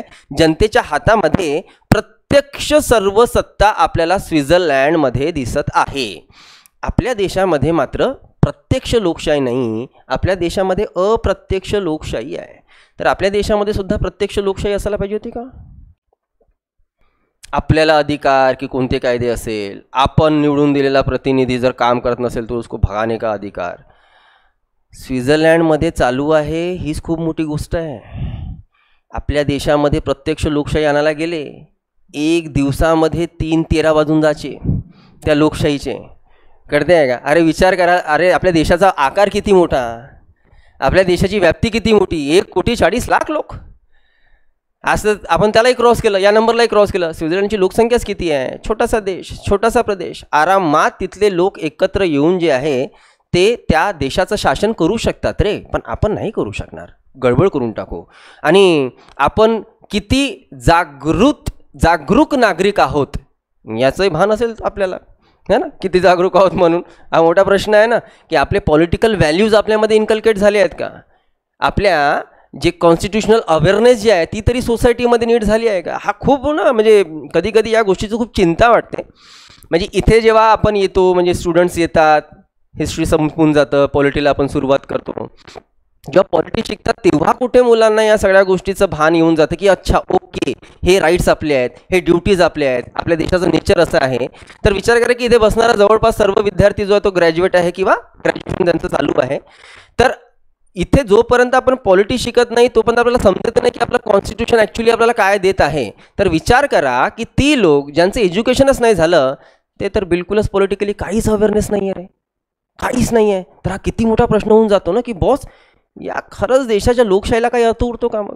म्हणजे फक्त जनता जाते, मत देऊन येते, क्या खिलाना है, कमल खिलाना है, चलो कमल खिला के आ जाते हैं, हवा जिधर उधर हम. साधारण ते असं असतं ना. तर तेव्हा हा प्रश्न निर्माण होतो की खरंच लोकशाही. तुम्हाला मजेची गोष्ट सांगतोय, 1952ला BBC न्यूज भारतामध्ये येऊन डॉक्टर भीमराव आंबेडकर यांचा इंटरव्ह्यू घेते. आणि बाबासाहेब काय म्हणतात इंटरव्ह्यूमध्ये, ते म्हणतात की माझी अशी इच्छा होती की या देशामध्ये जवळपास आधीचे 30 वर्ष तरी लोकशाही नसायला पाहिजे, एक वेगळी व्यवस्था असायला पाहिजे. पण बऱ्यापैकी भारतीय संविधानकर्त्यांचं मत होतं की नाही, लोकशाहीच्या आधारावरच आपण देशाची रचना करू, म्हणून आपण लोकशाही हे स्वरूप ठेवलं. हे बाबासाहेबांचं स्टेटमेंट आहे. का त्यांनी असं म्हटलं त्याच्यामागे खूप मोठं कारण आहे. डॉक्टर आंबेडकर यांनी म्हटलेल्या एक एक शब्दाला मोठा अर्थ निघतो. त्यांनी जर असा मुद्दा म्हटलेला तर त्याच्या मागचं कारण असं, त्या कालखंडामध्ये आपल्या देशामध्ये शहरी भागामध्ये राहणाऱ्या लोकांची संख्या फक्त 18% होती. उर्वरित पूर्णच्या पूर्ण जवळपास किती झाले मग 78% जनता ही रुरल भागामध्ये राहायची. आपल्या देशामध्ये त्या कालखंडामध्ये जो लिटरसी रेट, ज्याला आपण साक्षरता दर म्हणतो, तो सुद्धा 17.5% जवळपास होता. म्हणजे रिमेनिंग तेवढे 78.5% लोक ही इलिटरेट होते. विचार करू शकता की फक्त 17.5% लोक हे शिक्षित आहेत आणि आपण हा लोकशाही अधिकार, मतदान करण्याचा अधिकार सर्व जनतेच्या हाती सोपवलेला. त्यांनी त्या इलेक्शनचे काय 3-13 केले असतील. एक नागरिक, एक वोटर, एक मतदार तेवढा समजदार तर असायला पाहिजे की त्याला त्याच्या मताचं व्हॅल्यू समजायला पाहिजे, कळायला पाहिजे की नाही. तुम्हाला माहिती आहे आपला जो मतदानाचा अधिकार आहे हा गुप्त अधिकार आहे, सिक्रेट राईट आहे. कशाला म्हणतो आपण गुप्त अधिकार? आपण कुणाला मत टाकून राहिलो आहे, कुठल्या पक्षाला मत टाकून राहिलो आहे हे तुम्हाला इतर लोकांना सांगण्याची गरज नाही आहे. आणि बळजबरी तुम्हाला कोणी विचारू नाही शकत. हे तुमचं पर्सनल राईट आहे, तो तुमचा प्रायव्हेट राईट आहे, कळते आहे, तो तुमचा गुप्त अधिकार आहे. 1952ला जेव्हा पहिल्या लोकसभेच्या निवडणुका झाल्या ना, मजा सांगतो तुम्हाला त्या निवडणुकीमध्ये काय झालं. एका गावामध्ये खूप चिंता चालली की बॉस उद्या इलेक्शन आहे तर आपण मत द्यायचं तर द्यायचं कुणाला. तर यांची चर्चा चालू आहे आणि 3-4 तास बसून चर्चाच करून आले की बाबा या उमेदवाराला द्यायचं, त्या उमेदवाराला द्यायचं, या आता पहिल्यांदा भारतीय जनता मतदान करणार होती पहिल्यांदा. तर फायनली जेव्हा काही तोडगा निघाला नाही तर एका त्या गावातलं असेल हुशार माणूस, हुशार नाही अतिहुशारच होतं ते, तर त्याने एक आयडिया ठेवली. तो म्हणतो की एक काम करू बॉस, एक तर म्हणजे काँग्रेस आपल्यासाठी एक मोठा पक्ष आणि दुसरा अजून काही XYZ पक्ष असेल, आपण एक काम करू की काँग्रेसच्या नावाने आपण एक पैलवान उभा करू आणि दुसऱ्या पक्षाच्या नावाने एक दुसरा पैलवान रेसलर उभा करू, दोघांची फायटिंग करू, जो जीता उसको कल वोट जाके देंगे हम लोग. सिरियसली कुस्ती खेळली गेली आणि कुस्ती खेळून जो पहिलवान जिंकला त्याला त्याच्या पाठीवर जे काही चिन्ह लावलं गेलं होतं की तो काँग्रेस राहील किंवा काय, दुसऱ्या दिवशी जाऊन अख्खं गाव त्या पक्षाला मतदान देत आहे. हे डेमोक्रेसी आहे ही. अख्खा गाव मिलके सोच के करते आहे का. म्हणून बाबासाहेबांनी असे स्टेटमेंट केले होते की आधी त्या नागरिकांना, त्या वोटर्सला तेवढं मॅच्युअर तर होऊ द्या, पॉलिटिकल व्हॅल्यूज तर इन्कल्केट झाले पाहिजे. ते तर बाबासाहेब 1952ला म्हणतात. आज 2025ला आहोत, आज तरी असे कोणते इन्कल्केट झाले नाही का. नाहीतर बघा तुम्हाला फेसबुकवर असे कित्येक व्हिडिओज आणि रील दिसतील किंवा बाकी इंस्टाग्रामवर. एक रील बघितली होती मी, कुठल्या तरी बिहारची काहीतरी गोष्ट होती. बायांच्या हातामध्ये BJPचे झेंडे होते आणि त्यांना विचारतात रिपोर्टर की क्या हुआ बहन जी, कहाँ जा रहे हो. तर बहन जी म्हणते वो मोदिया की माँ को गाली दिया, उसको पकड़ के मारने के लिए जा रहे हैं हम. कोणी सांगितलं तिला मोदिया की माँ को गाली दिया. ती आली बाई रस्त्यावर, म्हणजे मोदीच्या आईला शिव्या दिलाय कोणतरी. आता शिव्याचं प्रकरण झालं आहे ना रे काही महिन्याआधी, तर हायर करून आणलं गेलं. यांना काही नाही, यांना 100 रुपये भेटतात, हे बिचारे जातात. तर आपली डेमोक्रेसी सिरियसली 100 रुपयावर टिकली आहे. आणि आपण स्वप्न बघून आलो, अरे यार डायरेक्ट डेमोक्रेसी राहता तो कित्ता मजा राहता ना. इथे तर इनडायरेक्टच सामान्य होत नाही आपल्याला. डायरेक्ट असते तर पारच खिचडी झाली असती. क्लिअर आहे. सो डायरेक्ट डेमोक्रेसीचे प्रयोग जगामध्ये क्वचितच देशामध्ये चालतात. स्वित्झर्लंड त्याचं मात्र बेस्ट एक्झाम्पल आहे डायरेक्ट डेमोक्रेसीचं. आणि जिथे जिथे इनडायरेक्ट डेमोक्रेसी आहे, आता उर्वरित सर्व देशामध्ये, जसं England indirect democracy, Bharat indirect democracy, USA indirect democracy. पण हे ज्या इनडायरेक्ट डेमोक्रेसी आहेत ना, या 2 पद्धतीनुसार तुम्हाला दिसतील. अप्रत्यक्ष लोकशाहीमध्ये एक तुम्हाला एकतर प्रकार दिसू शकतो की तो त्या देशामध्ये लोकशाही आहे, पण तो देश एकतर पार्लमेंटरी सिस्टमच्या आधारावर उभा आहे, संसदीय शासन प्रणाली, किंवा प्रेसिडेन्शियल सिस्टमच्या आधारावर उभा आहे, अध्यक्षीय प्रणाली. संसदीय शासन प्रणाली आणि अध्यक्षीय शासन प्रणाली. जसं भारत किंवा इंग्लंडचा विचार केला तर काय आहे, पार्लमेंटरी सिस्टम. तर इंडियामध्ये जशी पार्लमेंटरी सिस्टम आहे आणि ते पार्लमेंटरी सिस्टमच आपली लोकशाहीला क्लिअर करते. आणि प्रेसिडेन्शियल सिस्टम कोणत्या देशात, अमेरिकेमध्ये. आता त्याला समजून घेऊया की जगामध्ये जिथे जिथे अप्रत्यक्ष लोकशाही आहे ते कशी आपण अशा 2 प्रकारे 2 भागामध्ये विभागली आहे. आपण म्हणतो की एक संसदीय शासन प्रणाली, दुसरी जी आहे ती अध्यक्षीय प्रणाली. ॲक्च्युली या इनडायरेक्ट डेमोक्रेसीला आपण रिप्रेझेंटेटिव्ह डेमोक्रेसी असं म्हणणार. म्हणजे त्याला तुम्ही मराठीमध्ये लिहा प्रतिनिधित्व लोकशाही. जिथे जनतेचं डायरेक्ट इन्व्हॉल्वमेंट नाही आहे ना, तिथे इनडायरेक्ट लोकशाही. आणि ऑफकोर्स तिथे मग रिप्रेझेंटेटिव्ह प्रोसेस आपल्याला दिसणार. कशी दिसणार जरा समजून घ्या. संसदेमध्ये कायदे करण्याकरिता आपण जातो का, नाही जात. पण संसदेमध्ये कायदा करण्याचं काम मेंबर ऑफ पार्लमेंट करतात. तर ते मेंबर ऑफ पार्लमेंट आपल्यातर्फेच निवडून दिले गेलेले प्रतिनिधी आहेत ना, रिप्रेझेंटर्स आहेत ना. तर जिथे जिथे जनता थेट जाऊन शासन कारभार करू शकत, पण जनतेमार्फत जे प्रतिनिधी निवडून दिले जातात, जसं नागपूर कॉन्स्टिट्युएन्सीमधनं गेलेले नितीन गडकरी असणार, किंवा इतर कॉन्स्टिट्युएन्सीमधनं अजून कुठला मेंबर जो तिथे गेलेला आहे, तेच मिळून तिथे बिल मांडून जे आहे ते कायदे पास करण्याचं काम करतील की नाही, निर्णय घेण्याचं काम करतील की नाही. तर जेव्हा जनतेतर्फे रिप्रेझेंटर निवडला जातो आणि मग त्या रिप्रेझेंटर मार्फत जेव्हा त्या देशाचं शासन चालवलं जाते, त्याला आपण म्हणणार. तर भारतामध्ये रिप्रेझेंटर भारताच्या संसदेमध्ये, इथे पार्लमेंटरी सिस्टम, अमेरिकेमध्ये पार्लमेंटरी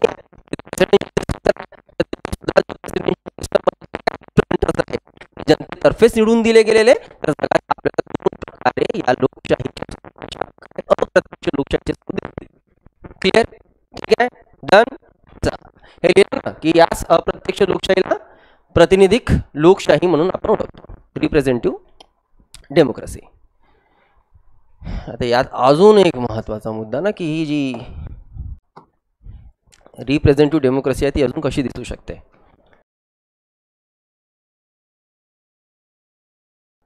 ठीक आहे, 5व्या पॉईंटमध्ये आपला होऊनच जाईल. क्लिअर. लोकशाही झाला. नेक्स्ट टाका. ॲक्च्युली हे लोकशाहीचं एक स्वरूप आहे, ज्याला आपण प्रजासत्ताक म्हणतो ना. म्हणजे कुठला देश हा लोकशाही आहे मान्य, पण तो देश एकतर प्रजासत्ताक लोकशाही राहू शकतो, अथवा तो देश राजेशाही लोकशाही राहू शकतो. सरळ सांगतो तुम्हाला. ज्याला आपण रिपब्लिक म्हणतो किंवा आपण ज्याला लोकशाही म्हणतो, ते लोकशाही, ते डेमोक्रेसी 2 प्रकारची राहू शकते. एक तर ती प्रजासत्ताक असू शकते, अथवा ती राजसत्ताक असू शकते. राजसत्ताक म्हणजेच मुनार्ची. आता बघा, राजसत्ताक कशी असणार आणि प्रजासत्ताक कशी असणार. कुठल्या देशामध्ये लोकशाही तर आहे, लक्ष द्या. कुठल्या देशामध्ये लोकशाही तर आहे, पण त्या लोकशाही देशामध्ये जो सर्वोच्च शासक आहे, सर्वोच्च शासक कोण असतो? कालच बोलून झालं ना, प्रेसिडेंट, राष्ट्रपती, राईट. कुठल्या देशामध्ये लोकशाही तर आहे, पण त्या लोकशाही देशामध्ये जो सर्वोच्च शासक म्हणजे जो प्रेसिडेंट, जो राष्ट्रपती आहे, तो वंश परंपरागत पद्धतीच्या आधारावर ते पद सांभाळतो. तर त्या देशामध्ये लोकशाही जरी असली तरी पण त्या देशामध्ये लोकशाही सोबत राजेशाही आहे. Best example England. इंग्लंडचा राष्ट्राध्यक्ष, इंग्लंडचा राष्ट्रपती हा तिथला राजा अथवा राणी असते, आणि तिथला राजा किंवा राणी हे जर वंशपरंपरागत पद्धतीनुसार ते राष्ट्राध्यक्ष पदावर येतात, म्हणजे तिथल्या जनतेला आपला राष्ट्राध्यक्ष निवडण्याचा आहे अधिकार? बिलकुल नाही आहे. आणि कुठल्याही इतर व्यक्तीला त्या पदावर जाण्याचा अधिकार चालला आहे? बिलकुल नाही चालला आहे.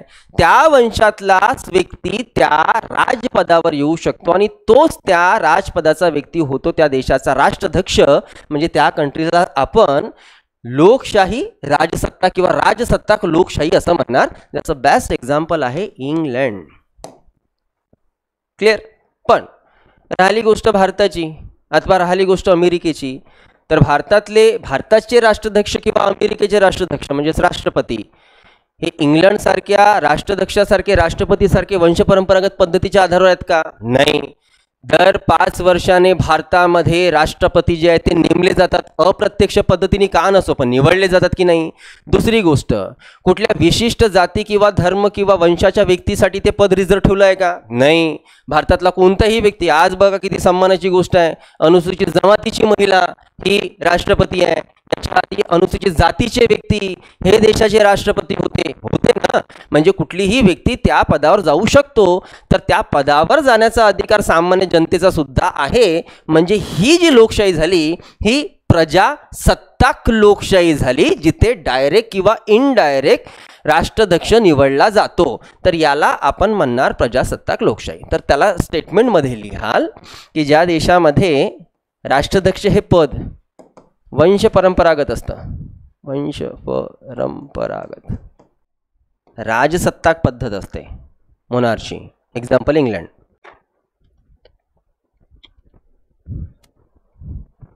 राजसत्ताक पद्धत असते, एक्झाम्पल इंग्लंड.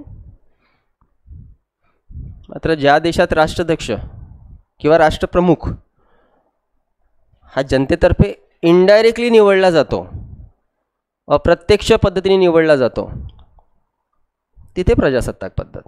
एक्झाम्पलसाठी इंडिया आणि USA. ठीक आहे. आणि पुन्हा लक्षात घ्यावं की आपल्या देशाच्या लोकशाहीचं जे स्वरूप आहे ते स्वरूप कसं आहे, त्या लोकशाहीच्या स्वरूपाला पण क्लिअर करणे आवश्यक. आपल्या देशामध्ये जी लोकशाही आहे ती फक्त आणि फक्त राजकीय लोकशाही नाही, तर ती राजकीय लोकशाहीसोबतच सामाजिक आणि आर्थिक सुद्धा आहे. तुम्ही आधी या पॉईंटला लिहा, तर मग मी तुम्हाला चांगल्याने क्लिअर करतो की भारतीय लोकशाही ही फक्त राजकीय लोकशाही नसून ती सामाजिक आणि आर्थिक सुद्धा. राजकीय लोकशाही आपण कधी म्हणणार? पहिली गोष्ट, आपण लोकशाही कशाला म्हटलं? लोकशाही म्हणजे जेव्हा आपण त्या देशाच्या सर्व जनतेच्या हातामध्ये त्या देशाचं शासन सोपवतो, त्या प्रदेशाला किंवा त्या देशाला आपण लोकशाही म्हणतो. आपण म्हणतोय की सर्वांच्या हाती शासन सोपवणे. म्हणजे जर सर्वांना मतदानाचा अधिकार मिळाला, सर्वांना म्हणतोय मतदानाचा अधिकार मिळाला, म्हणजे आपल्याला राजकीय लोकशाही नाही का रे प्राप्त झालं? पॉलिटिकली डेमोक्रेसी आपल्याला प्राप्त झाला ना. आपण मत देऊ शकतो, आपण निवडून जाऊ शकतो, आपण सरकारवर टीका करू शकतो. मत देण्याचा अधिकार माझाही आहे, मत देण्याचा अधिकार तुमचा सुद्धा आहे. तुम्ही कुठल्याही जातीचे असले तरी आहे, मी सुद्धा कुठल्याही जातीचा असलो तरी मला आहे. तर हे झाली आहे राजकीय समानता, म्हणजेच ही झाली आहे राजकीय लोकशाही. ठीक आहे. पण फक्त राजकीय लोकशाही देऊन चालणार का? की त्यासोबत सामाजिक आणि आर्थिक लोकशाही सुद्धा तेवढीच महत्त्वाची? तर खूप जास्त महत्त्वाची आहे, प्रचंड. ती कशी आणि कितपत महत्त्वाची आहे आपण जेव्हा नेक्स्ट सेशनमध्ये जस्टिस शिकू तेव्हा मी तुम्हाला खूप चांगल्याने त्याला समजवण्याचा प्रयत्न करेल. कारण की आपण तसंही न्याय कुठल्या तत्वानुसार मागतो आहे? राजकीय, सामाजिक आणि आर्थिक असे शब्द वापरले होते ना मग आपण. तर तेव्हा आपण अजून चांगल्याने या तीनही शब्दांचा अर्थ नीट समजण्याचा प्रयत्न करू. क्लिअर. इथे फक्त आपण प्रिएम्बलचं स्वरूप बघितलं आहे. आपले जे ऑब्जेक्टिव्ज आहेत ज्यामध्ये जस्टिस, लिबर्टी, इक्वेलिटी आणि फ्रॅटर्निटी येतात, या 4 टर्म्सला आपण उद्याच्या सेशनमध्ये कव्हर करू. ठीक आहे.